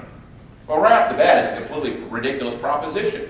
On the right-hand side there, I'm showing you consumer spending as a percent of GDP. It's the highest it's ever been right now, folks. We're not under-consuming. In fact, from a long-run standpoint, I would argue our nation is still under-saving. That is a long-term policy issue our nation needs to face. And as for foreclosures, give me a break. I have yet to see anybody provide me any evidence of any substantial nature that shows that somehow or other foreclosures are bad for the macroeconomy. I get it. On a personal level, it can be heartbreaking. And I'm not talking about the guy who bought 9 homes with subprime mortgages, listing himself as the owner-occupant of every single one in a massive case of fraud. I'm talking about the family, the lower middle-class family that got swept up in the nonsense, that got a loan they shouldn't have gotten, put their family there, and were so happy to have a backyard, and they lost it because they made a really bad error. But keep something in mind, folks. A foreclosure is called progress. You know, let me explain something to you. 200 years ago, in England, if they had foreclosed on you, they throw you in jail. In Spain, you could be foreclosed on, but the debt doesn't go away. It follows you around for life. Here in the U.S., you get foreclosed on, it's done. You lose the house, but the debt goes away. You get a clean slate. You start over again. That's a good thing, not a bad thing. Simple as that, and I'm tired of this nonsense, a homeowner bill of rights. Really? Give me a break. What a bunch of populist nonsense. Foreclosures clear the market. Clearing the market helps it recover, period. By the way, we had a very effective foreclosure system.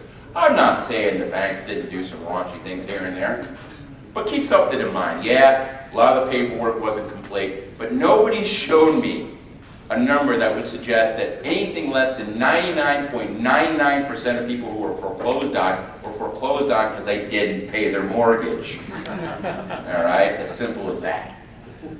So what is wrong with our economy? Well, our economy, of course, is being hit by two things. A, we're still running a massive trade deficit. and B, construction has languished tremendously. These are the answers, folks. If you got construction back up to normal levels, if you close the trade deficit, well, all said and done, we'd be back on a normal path. And that's what you got to watch, trade and construction. Let's talk about trade. Trade had bounced back very nicely. The trade deficit has started to close, but unfortunately, things stalled out at the end of last year. And it's not because the U.S. isn't competitive. And gee, we've been competitive forever, and now with the dollar 20% lower than where it was 6 years ago, we're as competitive as it's been in a long time. The problem, of course, is the rest of the world economy, where things stalled out, primarily around, of course, the issues in Europe. So what's happening out there? Well, Europe is a mess, there's no doubt about it, but at least the crisis part of the European situation is removed. In the middle of last year, finally the European Central Bank stood up and did what they were supposed to do and say, look, we understand there are problems, we understand there are worries about default in Spain or Italy. In the short run, we will do our job and backstop the lending, borrowing process for these governments. If no one else will buy their bonds, we will. They haven't purchased one bond yet, but just by saying they would, the crisis has been eliminated. Not the chronic problems. Spain and Italy are still chronically overregulated and uncompetitive. These two economies still have big debt issues, particularly Spain when it comes to their housing market to deal with. But ultimately, the crisis is out of the situation, and now it's just a chronic situation of fixing these problems.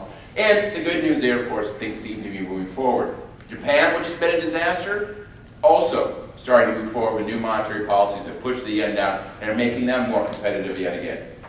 As for China, well, yet again, we heard this kind of big panic about China slowing down. It is true that Chinese manufacturing growth slowed from 15% year on year to 10% year on year. Oh, gee.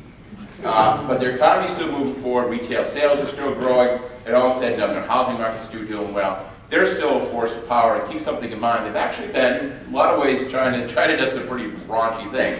But at least from a global trade perspective, since the recession came to an end, exports of goods into China increased by 45%. Exports of Chinese goods to the rest of the world increased by 30%. We're almost at a trade balance at this particular point in time. They're playing nice, and yes, they're helping our economy move forward because they're buying a lot of our stuff, particularly in the agriculture area, and again, investing in our economy. All good news there.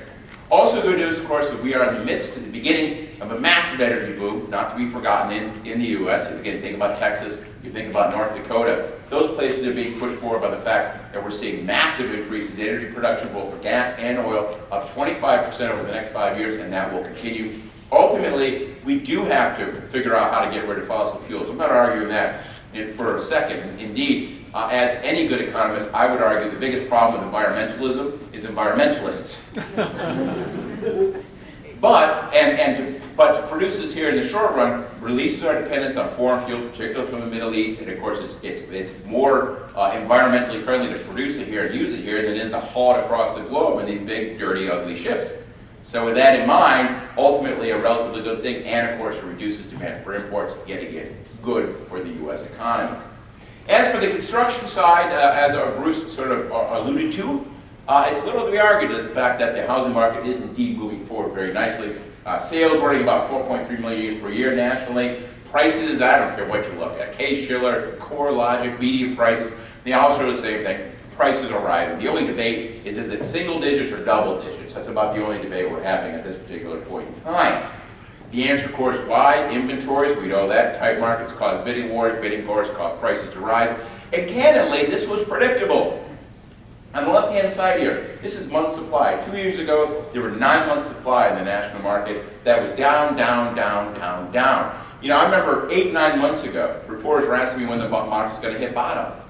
Now, of course, they're all shocked by the fact that prices are going up. But prices are always a lagging indicator. Inventories lead. Inventory should always be the thing you primarily keep your eye on, because that's going to drive prices 7, 8, 9 months down the road. In 2006, I was calling the end. I absolutely stood in front of groups of people and said, that's it, folks, party over. Not because prices started to drop. Prices started to drop in 2007. But inventory started climbing in the late 2005, and by the middle of 2006, they're gone way up. And that's a clear sign that the party's over. Always keep an eye on inventories. And of course, that's true here in California. Prices are rising, inventory is incredibly tight. 2 months supply in California at this particular point in time. Amazingly tight markets, particularly in some of those coastal markets.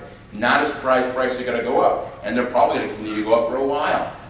On the left-hand side here are some of these case show numbers. You can see acceleration across the board, Las Vegas, San Francisco, Phoenix, San Diego.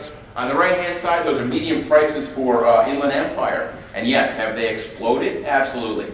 Now bear something in mind. These are median prices. They, of course, move around because of the quality of the mix. One of the important things to remember is even though on a year-on-year basis, median prices out here are up like 25%, that's only because a year ago there were a lot more foreclosures, and we all know what a foreclosure sale looks like. Today, a lot more normal transactions, and so you're being a big quality mix. But nevertheless, even if you account for that, you can say with pretty much certainty that a quality-adjusted increase in prices in the Empire will be at least 10% on a year-on-year basis. Very solid numbers across the board. Now, as already noted, despite the fact that prices are up across the board, home sales is still relatively flat. Yes, not a lot of inventory. That means there can't be a lot of sales, but there's a lot of demand out there for the existing products. A lot of it has to do with the fact, of course, that the investors are moving in a very large way, but it also has a lot to do with a lot of supply is simply constrained because so many of those folks are underwater.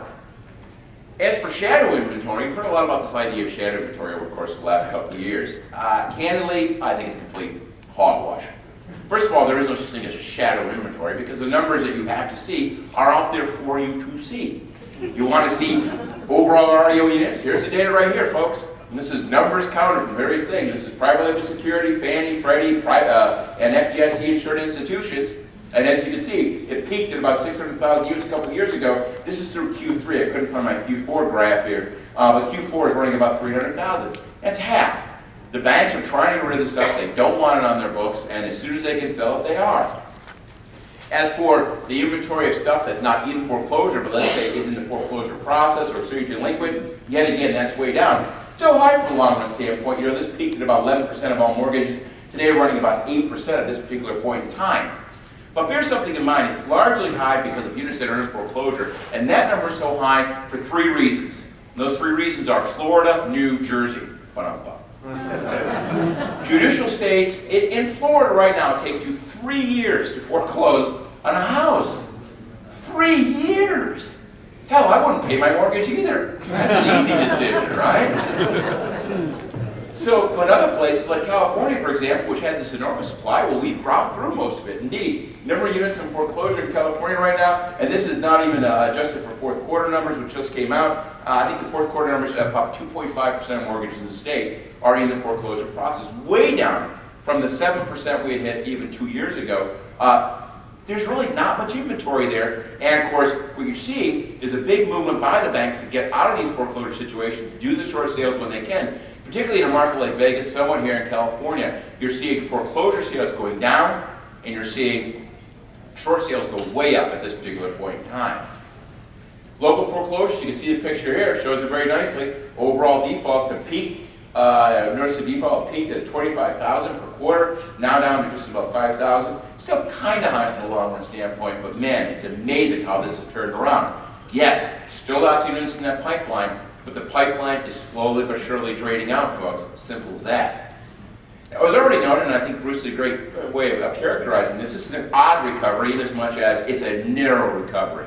We have not very high sales, but very tight inventories. And again, a lot of this has to do with the fact that a lot of houses simply aren't in the market. Some of that are REO, some of that, of course, is in that pipeline, but a lot of it has to do with the fact that there are all these people who are underwater. But keep something in mind. If national prices go up by 10% over the course of the next year, which, by the way, is not unreasonable, that pulls over 1 million folks in the nation out of being in an underwater position. Another 10%, another 1 million people. Maybe even more, 2.5 million people. What this means, of course, is as prices continue to rise, you're going to see more units getting into the action. More units are going to start going above water. And this means more stuff being put on the market, it means more refinancing going on, and ultimately, that means the market will slowly start to pick up momentum. Now, the other thing that happens, of course, is it's amazing. The same report, I told you just a few minutes ago, I said, there's reporters calling me and going, you know, 8 months ago, 9 months ago, when's the market going to hit bottom? They're now calling me today going, is this a bubble? Really? What is a bubble, folks? A bubble is a period of time when prices are doing something the fundamentals say they should not be doing. So what you need to do is think about the fundamentals. And the fundamentals of the housing market are very simple. It's home prices relative to incomes or home prices relative to rents. And in either case, I would argue we are in a bubble. And we've been in a bubble in the last couple of years. But that's a negative bubble. Because if you look at home prices relative to incomes, accounting for these interest rates, they're ridiculously low. If you look at home prices accounting for interest rates relative to rents, they're ridiculously low. Why are all these investors jumping in, buying homes, and renting them out? I'll tell you why. The arbitrage is obvious. Look on the right-hand side. That's home cost to rents in the U.S. economy. If I showed you that graph for California, it would be even more astonishing how cheap houses have become relative to renting. It's as simple as that. That's why the investors are jumping in. And by the way, there's a known cure there. When the investors get cold is when that arbitrage goes away. But what's going to get that arbitrage to go away is for demand to move away from multifamily rental units, I'm sorry, not multifamily, but rental units, back into owner-occupied units. So in a sense, there's a built-in equilibrium mechanism. The investors go away because everybody else is moving in. And what you're really waiting for, from your perspective, because the investors aren't using you, is you're waiting for that big switch. You're waiting for that big turn in that particular market. Now, what does this all mean for the economy? Well, it means all sorts of wonderful things. One of the things it means, of course, is yes, okay, we started to build again. And that's good for the economy because a lot of people borrow against it. Indeed, on the right-hand side here, we do some estimates. In the fourth quarter of last year, for the first time since 2006, there's been positive equity withdrawal from homes. People are starting to pull cash out. On a long-run standpoint, that should be running about 2% per year. If it's 10% a year, that's a problem. Being negative 2% per year, that's also a big problem. Again, why can consumers move forward? Part of it is they can finally start using their home again as an equity withdrawal mechanism. Great news for the economy. And of course, there's also the basics of construction. More housing, adding to growth. And this is a big deal. We've seen 1 million units just recently, way above the 600,000 we've been stuck at for the longest time. And to put this in context, if you have just a normal pace of construction, but we grow over the next 2 years to a normal pace of construction, all by itself, that could add 2/3% to growth every single quarter. That's bigger than the sequestration net, folks. Simple as that. Housing, construction of housing, offsets so much of that stuff. Now, one of the weird things that's happening here, of course, is the fact that most of the new construction is actually in the multifamily side. Not most in terms of a majority. What I mean is from a bounce back standpoint, multifamily is back to normal levels. It's single family that's languishing way behind. Indeed, there's been a very big increase in the multifamily starts. The reason for that, of course, is, again, those rental markets are hot, and that's where the guys are building. But, again, there's going to be a shift back at some point in time. On the left-hand side, keep this chart in mind. At the peak, we had 76 million homeowners in the U.S. That's dropped to 75 million. Over the same period of time, we had a number of people who were renting go from 35 million to 34 million up to 40 million. 6 million new renters, 1 million fewer owner-occupiers. And we know why. Fear in the market, lots of foreclosures, bad credit scores, the inability to get loans. You add it all up. But this is going to shift. You're already starting to feel it. First of all, prices are going up. More confidence. People's balance sheets, the credit scores are getting fixed. That's good news. And that means, yes, there is growing demand for people to go out and buy homes. Probably the biggest thing that's just holding that back is the fact that it's very hard to get a mortgage right now. And why is it hard to get a mortgage? Because the banks aren't allowed to make the damn thing. It's as simple as that. It's unbelievable. I work with the bank fairly closely, and they want to start making mortgage loans. It makes sense. If you're a bank and you could ever make a mortgage loan, this is the time to do it. This is the safest market because prices are going to continue to go up for at least a couple of years. You don't want to lend when prices are about to go down, but you sure as hell want to lend when at the beginning of a big price increase. They can't do it. Regulators said no. We want to do HELOCs. Not a chance. And this isn't a big surprise. Over the last 4 years, our whole national culture has been wrapped around this idea that banks are evil. Now, mind you, this is kind of preposterous. Were some financial institutions completely negligent? Sure. But they don't exist anymore. Or they're too big to fail, one or the other.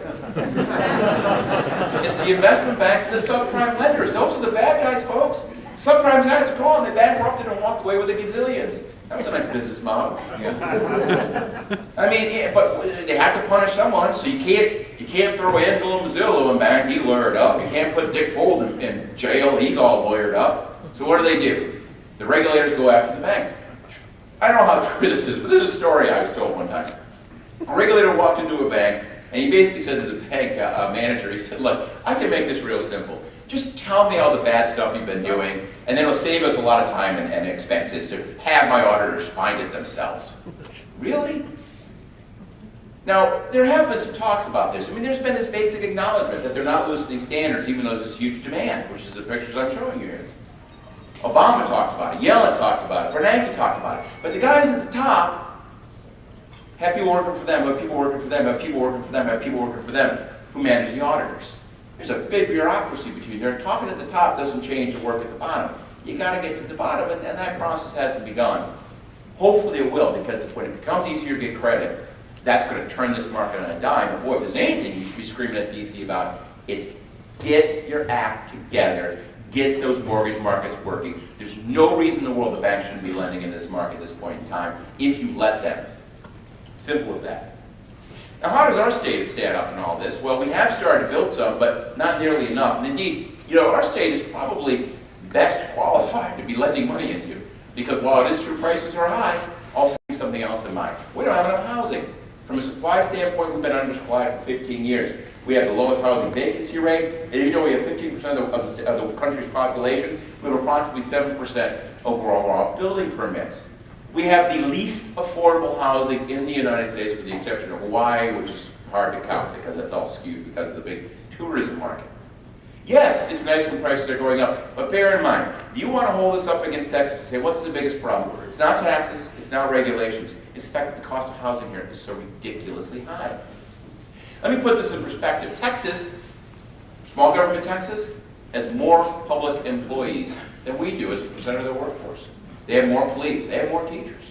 How can you be small budget and have more public employees? They pay their average employee 30% less. How do you get away with that? The cost of housing in Texas is half the cost of housing in the U.S. The most expensive market in Texas is Austin, Texas, where the median price of a house is, hold your breath, this is top of the top. This is the Beverly Hills of Texas, $200,000. I'll take two. We need to build more. Now, aren't we building more? I'll tell you why. Sequel. The most ridiculous, disastrous regulation next to Prop 13. A separate issue. We have a ridiculous system here in California whereby we basically constrain the construction of new homes. And that is a terrible problem for the long run state. In the short run, be happy prices are going up. But understand that every time those prices tick up 5–10%, you're going to cause a few more businesses to indeed get up and leave the state, because they can't pay their folks enough to go out and buy a house. And ultimately, that's what a lot, particularly the mid-skilled workers, want to do. So we end up with this barbell economy where the ultra-rich and high-skilled folks and the very low end up in the state, but everybody in that middle moves out because they can't afford a house here. And that's not a good way to run an economy. We need to fix this. We need to fix CEQA. Scream at the guys in Sacramento about that. As for the Inland Empire, things are bouncing forward. Interestingly enough, mostly on the single-family side, bucking the trend out here. But nevertheless, things are starting to move forward relatively good size there. As for other construction activity, things are still relatively flat. Not a lot of good news in the non-residential market, not a surprise. With the exception of warehouse space, offices, and of course retail still dealing with relatively high vacancy rates. Some of this is because of the overall weak recovery. A lot of it has to do with the fact that there are long-run secular trends in demand for these things. Who here in the audience is an Amazon.com Prime member? Raise your hand. Be proud, be Prime. No, for those who aren't, you need to do it now. Let me explain. $70 free shipping for the entire year. Remember how mom and dad used to have a shopping list? If you're out of something, you'd like write it down and mom would buy it next time she went to the market. I don't do that anymore. I have my smartphone. I go up, I need ketchup. I go on Amazon Prime and I order ketchup. One day later, there's ketchup at my doorstep. It's a wonderful system. I thoroughly recommend it. But what that means, of course, is a little less demand for retail space. There's also less demand for office space because a lot more people can work remotely. Mind you, it doesn't mean it's the end for office and or retail. Retail office will come back, but it's going to be the destination stuff, the core stuff. It's going to be the central city stuff that's doing well. Suburban stuff's going to languish just a bit. Keep that in mind. The biggest source of uncertainty in our economy today, I used this cartoon for 3 years, and they just keep proving it's so right, I can't stop using it. A few years ago, it was one of our mini panics. Some smart cartoonist asked this question: can the U.S. economy survive a double dip? Better question is, can the U.S. economy survive 535 of them?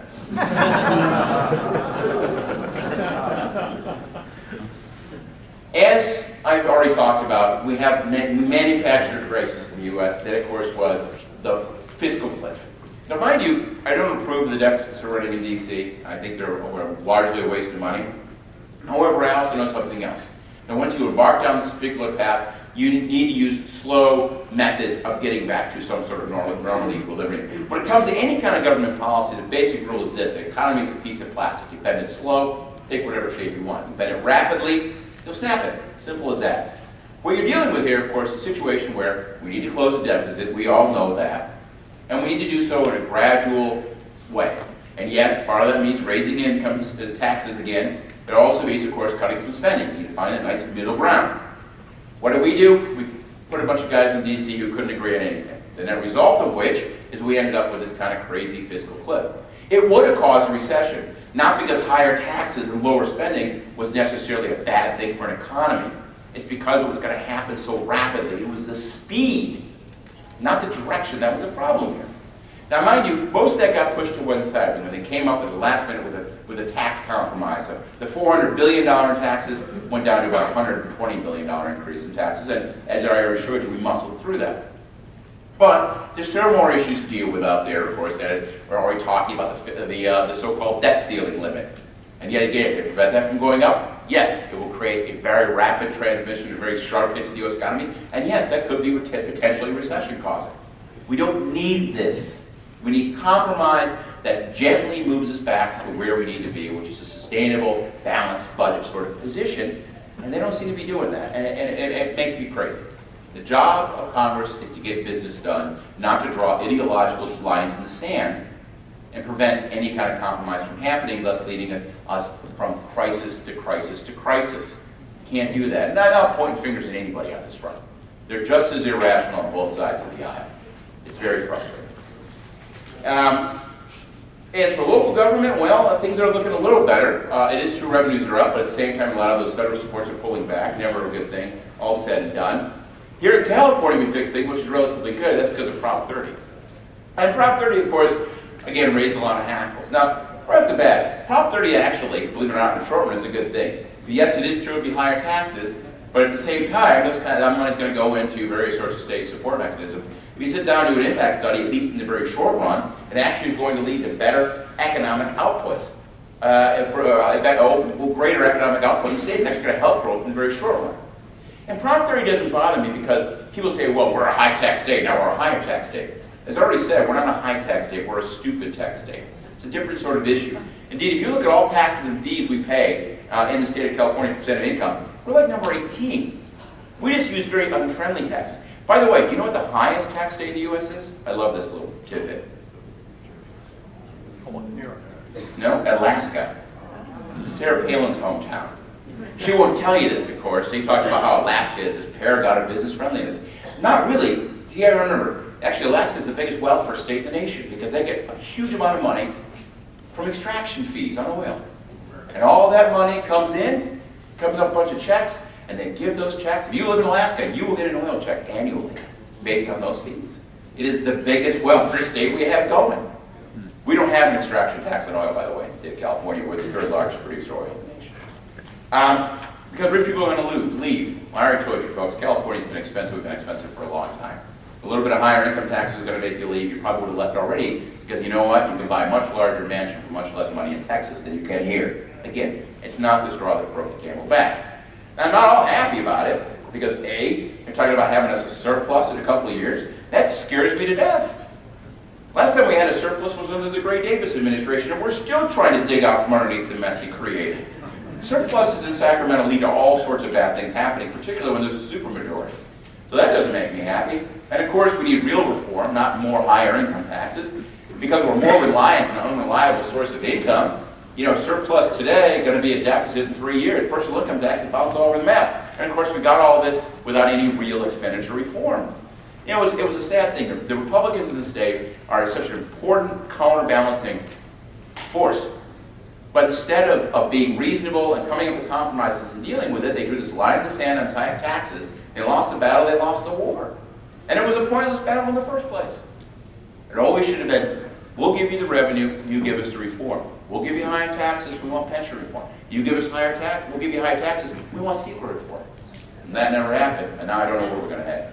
And of course, we still haven't dealt with the unfunded liabilities. Those are the scary ones, folks, at the nation and the local level. It's the pension, Social Security, Medicare. That's where the real fear is. And we haven't even come close to dealing with these particular issues at this particular point in time. As for interest rates, well, they are low. That was one of the big questions is where are they going to go to? You know, if interest rates get back up to 7%, you can forget about this reverse bubble. Luckily, I don't think that's going to happen. I'll tell you why. There's 4 things that drive interest rates. Supply and demand for capital, fear of inflation, fear of recession, and fear of default. Forget fear of default. As for supply and demand, there's a lot more supply of capital out there than demand because the Asian economy is safe and they're pouring capital in the world economy. That means low interest rates are low. The other 2 parts are fear of inflation and fear of recession. Really, it's been fear of recession, that is to say a double dip that's been keeping these interest rates so low. You look at a lot of different types of indicators and they all point to the same thing. Our U.S. economy acts like we're in a recession. We think, we feel like it. You see all the numbers. People have way too much money in bonds because they're afraid of everything else. The stock market's undervalued. The 10-year, 20-year yield is so much higher than the 5-year yield. Capex ratios, everybody says it's just fearful. The good news is, for the economy, as this fear goes away over the course of this year, then that's going to come to an end. It's also going to mean that interest rates are going to start coming up slowly, but we're not talking a lot, maybe 50 bips. In fact, this morning, I don't know if you saw it, for the last couple of days, there's been a little jump in that 10-year treasury. Still well below 2%. But I can see in the next year and a half, Treasury's getting a little above 2%, maybe even 2.2, 2.3%. And yes, that means mortgage rates will start to come up as much. But again, we're talking up to 4%, maybe 4.5% at the outside. And that's certainly not going to kill what's going on in the real estate market today. As for inflation, no risk of that. Not because quantitative easing hasn't pumped a lot of money into the economy, but it's because most of that money is sitting in the banks form excess reserves. Indeed, you don't have to worry about inflation until the banks start to lend in a big way. And even then, there's probably a 2-year fuse on that particular inflation bond. And Bernanke, the company, has lots of time to get ahead of that curve and prevent it from happening. So don't worry about buying gold. Don't think we're going to have hyperinflation tomorrow. This is not the cards at this particular point in time. Could, but making a bet on inflation is making a bet that the Federal Reserve is simply not going to do anything. And candidly, I think they've been pretty reasonable and rational up to now. I find it hard to predict that they will suddenly become irrational and flamingly stupid in the next 2 years. So with that in mind, I don't think inflation is a big risk.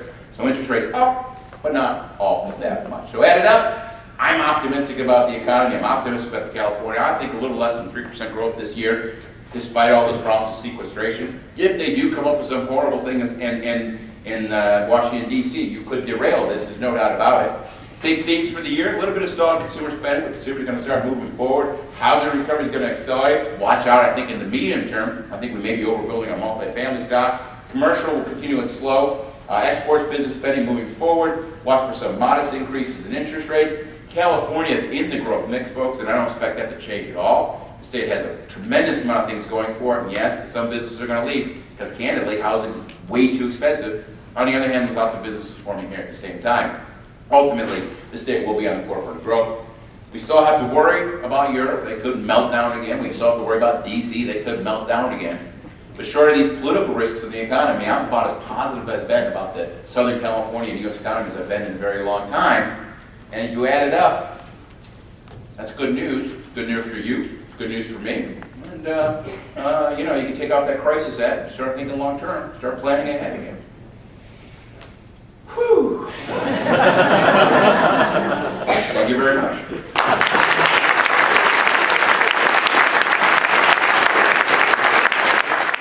As I mentioned before, I attend a lot of these conferences myself, and I really attend them for one reason and one reason only. Somewhere along the line of my business career, I was told that you better start making a business plan and trying to project where your market's going to go, or you're going to be in big trouble. So my whole reason to follow these guys around and listen to them, because I respect them and their numbers are believable and accurate and provable, is because I'm using, by the way, if you guys are going to chat in the back, go up, chat outside. Hey Brian, get a hold of the back of the room for me if you could. By the way, everybody, hey, can I get your attention? If you want to talk, that's fine, go outside. I would suggest you have a seat and listen to what these guys have to say though, okay? Thank you. So at any rate, oh yeah, bring the lights up. Oh, thank God. Good thing the data was so good. I mean, I could listen to these guys for 8 hours and not get bored of this stuff. At any rate, one of the main reasons that I've been following Bruce and Christopher around is basically for business planning. Most everybody in this room, in case you haven't already identified that, are in one form or other in the real estate industry. You know, we're not in hotels, we're not travel agents. We're either realtors, which is the majority of us, investors, which is a good chunk of us, or in some relation in the real estate field, escrow, title, mortgage, whatever it happens to be. So with all that in mind, get the clicker. What do we do with that clicker? Did that disappear? You know, it's on It the disappeared? podium. You know, Brian probably took it. Click that next thing. So there we go. I just got a couple of little things in here that are going to help me. You guys aren't even going to be able to see these charts, so don't get too hung up on what's on the screen. But what's on the screen right now is a copy of a chart that Chris and Bruce have already put up, but it's a little more specific to the Inland Empire. This is CRMLS, our local MLS, Inland Empire, and it is a median price chart. Median price in the Inland Empire, based upon the data I'm looking at, bottomed in February of 2012. And it's pretty much gone upwards since then. Last month certainly was no exception. If you do the math on those values, it's about a 30+% increase in median price in about 14 months. Well, again, most of that, though, you got to keep in mind is it's an illusion driven by big shifts in the type of stuff that's selling. Remember, 14, 15 months ago, Yep. lots of foreclosures today. That doesn't mean your house went up by 30% value. It's just the median price. And again, it's median, and we certainly, these guys can explain whether median's an accurate value to look at. Having said that, that's real for a lot of people. I mean, if you're looking at certain neighborhoods that we're selling, that's a real, that's certainly real for the stuff I'm seeing. I'm certainly seeing it all day long. This next chart is, again, inventory. I'm not surprised, but I guess in some ways I'm really surprised at the amount of time both of you started spending talking about inventory, because I've been screaming about inventory levels, frankly, since 2008. When the first moratorium came in, you could literally see the available units drop immediately. It doesn't seem as though that became a popular topic in our real estate community until maybe a year or so ago. But if you look at that, I mean, that's a 2-year chart of inventory. The red bar is available inventory in the Inland Empire, or again, CRMLS, which is our area. So it appears to me, I'm going to get to a question here in a minute, and probably 50% of the text I got had to do with inventory.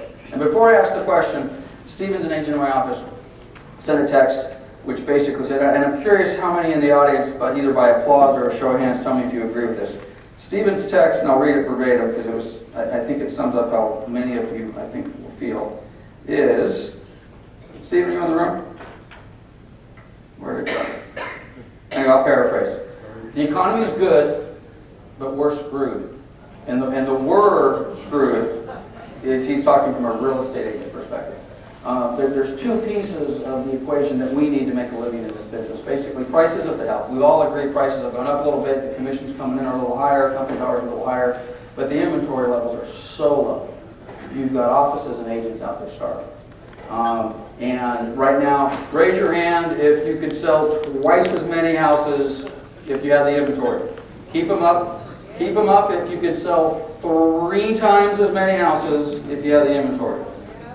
I'll stop there because I think if we could go 4 or 5. So any magical wisdom, you know, Bruce, you had said something about just because prices are going up doesn't necessarily mean that inventory would fall. I've been saying now for 6 months, as prices would come up, some people that maybe were underwater or some people maybe were on the fence would say, hey, the house is now worth X as opposed to Y. Maybe now's a good time to maybe unload where we're at and move on. Any predictions on where inventory is going to go in the next foreseeable future? Let's start with Bruce. You know, you definitely have a point that there's going to be somebody come off the sidelines with equity, but are they going to be willing to go from owner to renter? No, but hang on, inventory is a function of both buying and selling. Well, So, they're going to I mean, become a buyer as well. I mean, these guys don't care if they buy up small, sell a smaller house and buy a bigger one because they're making money on both ends. Right, but what he's asking is the inventory level going to go up because they came off the sideline? No, another buyer will emerge from the transaction. The reason for me the inventory didn't become an issue was a year ago you had what would be your starting point for most price increases, something under 6 months. You've never gone from 6 months to 2 months in this time frame. So you had policies that said let's don't have inventory show up by the way they could have, like the REOs could have been foreclosed on, not the notes sold, stuff like that. Okay. So now though, once you've gotten down here, going in reverse, you have to triple in inventory to get to 6 months, and I just don't see the math on that. I don't care how What many about, forget people. about tripling? How about just, if you look at, again, that's CRMLS's inventory. It says it's 1.2 months supply, but that's not true. We all can talk for hours about what the true month supply is. It's certainly less than a month. I don't think any of us want to go from a 1 month supply to a 6 month supply, but we'd like to go to a 1 month supply to a 1.5 months or a 2 month supply. Just wondering if there's any trigger that the consumers in your guys' mind say, hey, I want to engage the real estate market as a seller. Well, what's interesting, I don't know, but Crisco, you just said you could sell 3 times as many houses, so your demand side is still pushing that inventory level down. So literally, what you just said, if you doubled the inventory, you'd still end up with the same month supply. If you have that many people wanting to buy it. Well, then let's not talk about the inventory level, because even if the inventory month supply stays, then let's talk about unit sales. I don't think any of us care what the month supply of inventory is if we went from 10 houses sold this month to 20 next month, but at the end of the month, we still had a 1 month supply of inventory, we wouldn't care. I mean, hang on, you gotta keep something in mind, and that is ultimately that the month supply is the number of units listed, Right. divided by sales, right? So as prices continue to rise, it's gonna be added to by really 2 different forces. A, you're gonna have some people who are underwater, going above water, something being liquid, that maybe decide I'm out, whatever. 2 is our folks who would say, wow, markets are going up, I'm more confident about my job, GDP is growing, it's time for me to move the family into a larger house. And when those people, both those people start coming out, you're going to see inventory added. Now, eventually, that additional inventory will also add sales. But ultimately, if you sit down and just do the mathematics of this, you will see that you add more to units for sale than actual sales because people list their home for a few months before they have to sell it. And of course, ultimately, it means inventory is going to start rising. So, ultimately, of course, the market's going to get to a point where inventory is going to start coming up. But I think that it's not going to be explosive. I mean, the only time you're going to have an explosive increase in inventory is if the market falls apart again. Correct. And that's pretty far away. Well, one of my indications with the inventory, is, and again, I've been wrong so far, is as I thought as the market changed, we would be engaged with more short sale sellers. When the Mortgage Debt Forgiveness Act was set to expire at the end of last year, which of course had been renewed, we were all out as realtors knocking on doors saying, hey, you might want to consider that short sale today, get it closed before December 31st, because the possibility of the Debt Forgiveness Act not being extended was true. The consumers seem oblivious to that. They literally didn't care less. It was like, oh, again, I've been here for a year or 2, 3, not paying. But anyway, let's get off the inventory for a minute. And I've got another little reminder slide here for me. I've got my little Wall Street bull over there. Both of you talked about Wall Street investors, hedge funds in the marketplace. This is a little near and dear to me because we've been engaged with one of those hedge fund buyers here recently. Just on balance, good thing, bad thing for the market. I know you don't like it, but does that mean it's a bad thing for the market or a good thing for the market that Wall Street hedge funds are buying in Southern California? I guess it's just personal. I don't like them being able to control the inventory. And I'm very Republican, but it's interesting. I did land on the other side of that one. But you know what? At the end of the day, this is one of the reasons why I want to know exactly how many they bought. I think they pale in comparison to foreign investors that are buying. And those are not even close to the numbers that they used to be at the peak of the market, foreign investors. So you still have 90, probably 4%, 3% of the purchases being local investors and occupants. So in that way, I don't know how much market maker they could be if they all decided to sell at whatever their formula tells them. Right. Chris? Well, I mean, look, if they're the ones who shrunk inventory to the point that prices started to bounce, I think ultimately that's a good thing. And, you know, what I think is important to keep in mind is it wouldn't be the investors if you had your sort of standard rank and file person able to go out and get a loan. In a very real sense, the reason the investors are there are because it's so hard for somebody with a modest ding on their record to go out and get a mortgage right now.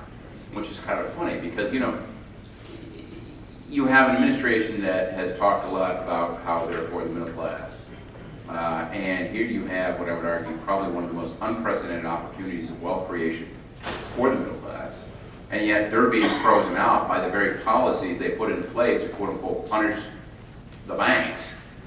thus meaning that it's Wall Street, the rich dudes who are taking advantage of this massive arbitrage, which is sad, really. I mean, it's a wasted opportunity, and boy, if I was in that administration, I would spend a lot of time and effort trying to fix that. But again, What do you think about the down payments? I did want to ask this, what a qualified residential mortgage is a 20% down payment requirement. Does that make any sense to you?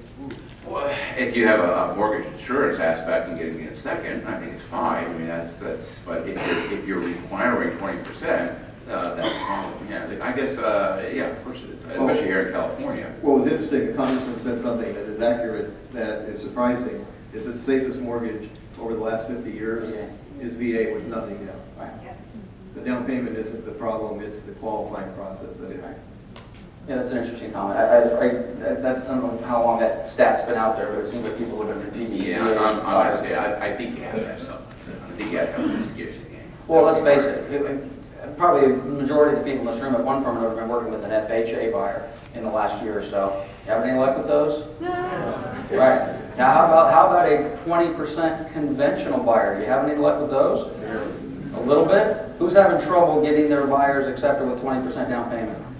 And you're losing to cash, investors, hedge funds, all the rest of that sort of stuff. Now, you're having trouble getting them qualified, or you're Having getting the house? trouble getting the house. Okay. One of the strange things that's happened, in my estimation, man on the street, so to speak, from the investor community, is the dynamic has changed with the investor, with the Wall Street investor anyway, because when you're out doing your hard money loans, and we got a lot of investors in the audience, you're not paying retail. From an investment standpoint, if you have a house that's worth, $200,000. We're getting it for 198, wow. Exactly. But one of the dynamics that's changed with these hedge fund buyers is they're paying retail plus. Let me make a suggestion. I don't know whether you guys feel this is true or maybe I'm premature. I personally think that those days are either over or very numbered as it relates to the hedge fund buyers in the marketplace. They've been buying it, at least in Southern California anyway, that's bringing home. They've been buying it at sub-5 yields. There's been a lot of articles out there that they're buying hundreds of properties without the ability to manage them and clear them and all the rest of that. So I'm of the mind that the hedge fund Wall Street buyer in the Inland Empire is close to done. Which I think is a good thing, even though I'm representing. I want to take a little bit of umbrage to this conversation because we have created this boogeyman. You're always a troublemaker. Let's get in the fight. I try. Well, we're making this boogeyman out of the Wall Street guys, and I actually don't think it's just those guys. I mean, I know two guys here in California who had put together little funds, and they're doing exactly this. These are small guys doing small funds, buying 30, 40 houses in Kansas City, 30, 40 houses in Phoenix. It's not just the big boys. There are a lot of folks out there who are taking advantage of this arbitrage opportunity because it makes sense. I mean, you sit down and look at the numbers, and bear in mind, that's why they're doing it. Because the arbitrage opportunity, where rents have gone, take Southern California. Since 2007, home prices are down, what, 40%, 50%? Relative to, say, peak of 2007? Yeah. Where are rents today? They're 15%. For now. It's so obvious. You're right. Now, I think one of the interesting questions is going to be, and this goes back to the whole multifamily thing, is what's going to happen in a few years when those rental markets do, in fact, cool? Will these hedge funds say, okay, I made my money, I rented them out, had a nice little thing, now here's my exit strategy, and I turn around and start selling these homes off? Or do they hang on to them because I just made this big investment in the infrastructure necessary to manage renting 700 homes in Southern California, and I'm not going to just throw that away?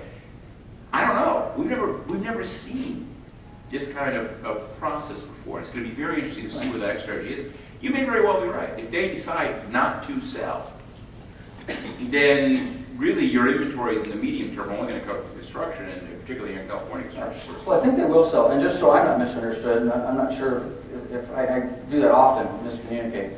I honestly don't think the hedge funds are bad. I think they're market driven. It's market. I'd much rather have a buyer come in, regardless of where their money is, pay whatever they feel the property is worth, as opposed to, frankly, what we've gone through. Chris, you made your comments about, REOs, there's nothing wrong with the foreclosure. I've been saying that for 4 or 5 years, and in some cases I've been embarrassed to stand up and say it because it seems self-serving, and you're going to stand up as a realtor and say, hey, I'm in favor of foreclosure. It just doesn't sound so great. Makes it sound evil. It does, but your comments were spot on. I mean, we have had a foreclosure system for years that has worked beautifully, and then we decided to put that on its ear in 2008 for maybe some, well-intended purposes.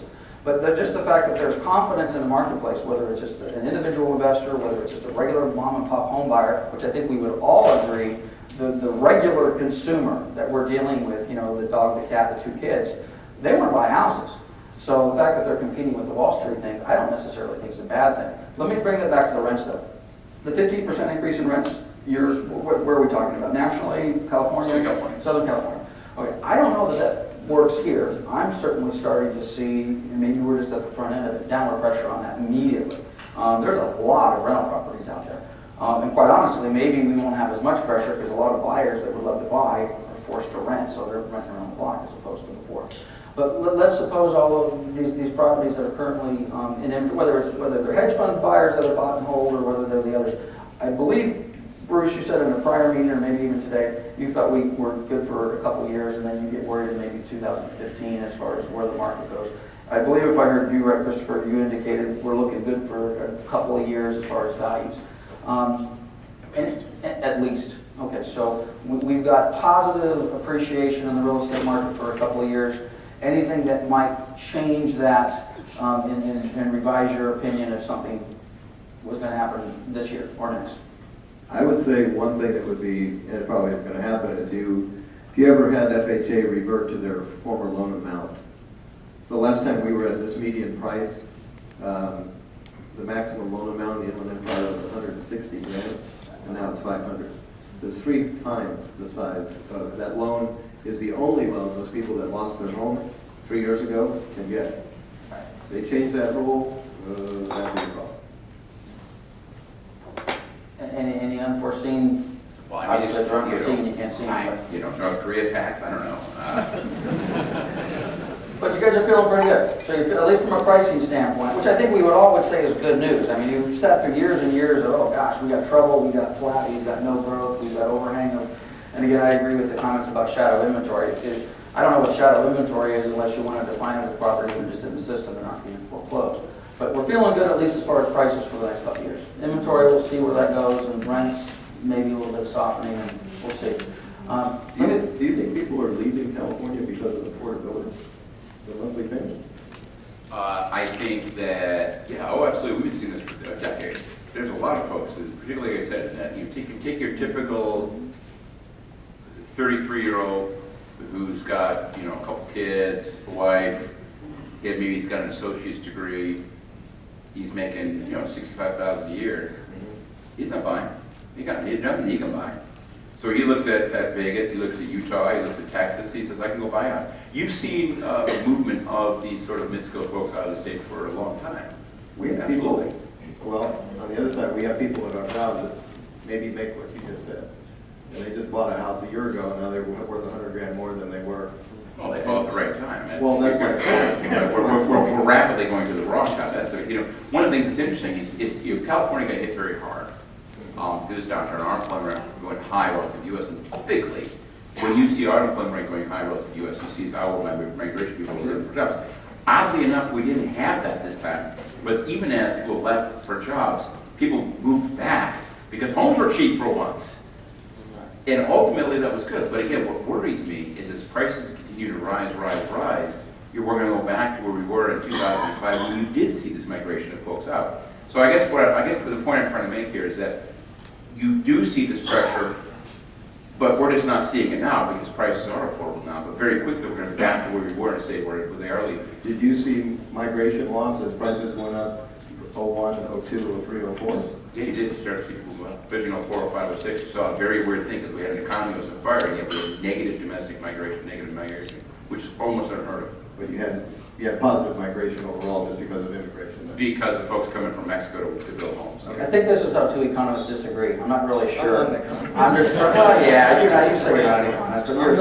I don't know, these are the trends. I don't think there's a debate here. This is just numbers. You can go to the Department of Finance and download these numbers. You don't need to tell you anything. You'll just see it. It's very unusual for the circumstance. Yeah, and I don't disagree with what you're saying. You do have county differences, like LA County. Definitely. No, that's true. And when I see people move, it doesn't have to be what I say. A lot of folks say move to the coast into the Inland Empire, but then people in the Inland Empire move out. So Let's talk, because we're running a little short on time. We're pressing 11 o'clock. Talk a little bit about prices. And maybe you won't agree with this or not, but let's just assume, 2006, June 2006, which in my world is peak in Inland Empire. That was just overinflated, bubble never should have been there. That was a problem, which we saw, or at least you saw coming far in advance. yeah. Okay, we've overcorrected, apparently. Yeah. We're now on the ride back up, a couple years of fun ahead of us. In relation to peak, where should we start to get uncomfortable as far as reinflating those values? 70% of peak, 80% of peak? I don't know if peak, I'd have to sit down and do the numbers, but some calculations I did, I would say the headroom to get back to normal levels of affordability would be from where we are today. And again, this is not medians, because medians are weird. Right. But 30%? From today. From today, and that would account for about a 0.5% increase in mortgage rates. Obviously, if mortgage rates come up more than that, then that offsets some of that. But yeah, you got easy 30% headroom. So you think we could go up 100 grand immediately, something like that?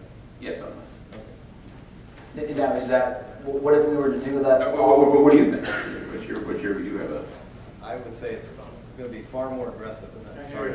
I would say it's going to be far more aggressive than that if interest rates stay historically low. Well, again, if interest rates stay where they are, then that gives a little more boost. But Yeah, also, a little bit. But is that comfortable? but there's another argument made here, though. That is to say, we've never seen a recovery in housing that hasn't turned into a bubble. Right. So- you can count on it. Yeah, Right. absolutely. You're going to have a But your bubble. 30% number, and obviously, there's a lot of variables there, but that would be, you would be comfortable with 30%. You wouldn't be like, oh, we've recreated a bubble. If it went up 30% over, say, the next 2 years, economically, you would sit back and say, this is healthy. Yeah. What if we were to do that in the next 12 months? You fear 2014 as, I think, and again, I don't want to characterize personally, let you speak to it, but I think if I heard you right previously, you've got a concern about 2015 or some date down the road as far as... I have a concern in the difference between, I would say, interest rates are a national phenomenon, right? You're not going to have an FHA loan percent in California. But the trouble with the country is they're going to do maybe less well than California. So you may be stuck with this 3% mortgage rate for longer than we would want to, because our prices could escalate way beyond where they should, just because that monthly payment doesn't change as radically. So in my way of thinking, you could have a huge upside from here, because it'll fit into the monthly budget, and because as prices go up, people keep bringing bigger down payments to the next transaction. So it's not that they're getting a 600 grand mortgage. Sometimes they're bringing in 300 grand to get a 300 grand mortgage back. A lot of cash. And in terms of having a little bit of bubble on the back end of this thing, that's not necessarily a bad thing. Remember, the pain of this last cycle wasn't even because prices had gotten that out of whack. Because, yeah, sure, prices got up a lot, but interest rates come down too. And I'm feeling like prices were overvalued. It wasn't what you would call something, if you just ran the numbers, you wouldn't look at this and go, wow, this is unbelievable. The real pain actually occurred in who was buying and how they were buying it and the loan products they were going to the market. That's where most of the pain came from. What you can say is, yeah, we might get overheated at the back end of this thing, but as long as there's not that collapse in credit standards we saw in this last cycle. Pretty much anybody's buying, no income, no credit. Yeah, you remember ninja loans. My favorite was always ninja loans, right? Ninja loans, somebody no income, no job or assets. Right. There was that reporter. Who was doing those loans? I know we got a couple lenders out there. There we go. We got one honest guy out there. And who was selling those houses? And now you're not making any money? Well, it's total sidebar. As an industry, the real estate industry, we as realtors, I am amazed that we have just been destroyed in the media as it relates to any of our culpability in the run-up of values. As primarily a listing agent, I can remember in 2003, 4, 5, 6, 7, selling houses as the listing agent, and I thought to myself, gee, really? You know, this is what you're gonna buy, and you're gonna pay $340,000 for this? I mean, it makes that house that Bruce put up on the chart there earlier look like a palace. Okay, we only got a couple more questions, and again, I promised these guys we'd get them out here at 11, and we're already a few minutes over. Politically, we had Congressman Miller here, which was kind of an unexpected guest. He kind of added himself to the agenda a little while ago. Anything politically on the horizon that we should keep an eye out for, fearful of? You know, believe it or not, I'm not all that worried about mortgage interest deductibility. President Palin. President Palin. You know what? Good Lord, where did that just start? I mean, we're already talking about candidates for next year. I'll leave my political affiliations out, other than I'm a Republican, but Sarah Palin actually turns my stomach up. I can't stand it. There's a few people on television I can't stand to see. She's one of them. And, Al Sharpton and a few others. But at any rate. President Sharpton, that's scary too. So, but anything out there, I mean, obviously we've got the extension of the mortgage debt forgiveness, which I don't know if that's a big deal or not. It's extended. We, as a realtor community, we seem to make a big deal out of it. Mortgage interest deductibility, is that going to be a big fight with a sequester and the budget comes up, the debt ceiling? Yeah, here's the funny thing about that, and you know, I can speak, you always hear these jokes, you know, you play every economist end to end and they never reach a conclusion, you know, bring me a one-handed economist, you know, on the other hand. We hear this nonsense all the time. What's amazing about the interest deductibility issue is every economist that I know, on the right and on the left, every reputable economist, which would not include Lawrence Yun. You don't like Lawrence?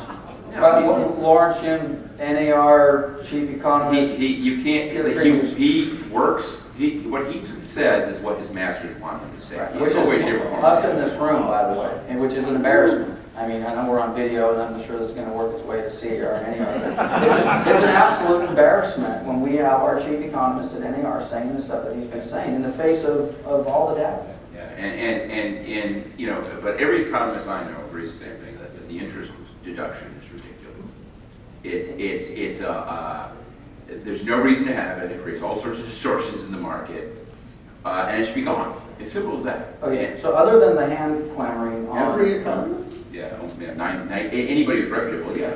Any economist who said that's wrong. Any of them that have a house sprinkler? Yes, even any reputable economist. Look. So let me But in fact, so if it went away, but back up, I didn't finish, but you guys keep jumping on, let me finish. Okay. Logic and politics are separate things. And candidly, every economist in the world could stand up and say this over and over and over again, and it wouldn't make a damn bit of difference. Right. They're not getting rid of it. But if they did, way too but if they did, it wouldn't matter. That's really my question. What you'd have is you'd have a compensating hit. Probably prices would drop a bit. I'm not saying about that, but then things would move forward. The only people who benefited from the interest deduction were those who owned homes when it was put into place. As you put it into place, it was functionally subsidizing borrowing, which raised the price of homes. So for you and I, sure, we get the interest deduction, and the penalty for that interest deduction is we pay more for the home. It's an offsetting effect. And as a result of that, it's an unnecessary distortion that really doesn't help anybody. Let's go to Texas, and the home prices never go up. Yeah. That's true to me. They do slowly, but. Okay, man, this is tough. I want to go on for days. I know. You got to go. I promised Chris he'd be out here at 11. It's now 11:06. So just give me 2 minutes before you guys run off the stage. First of all, again, let's give Chris and Bruce a big hand. Yeah.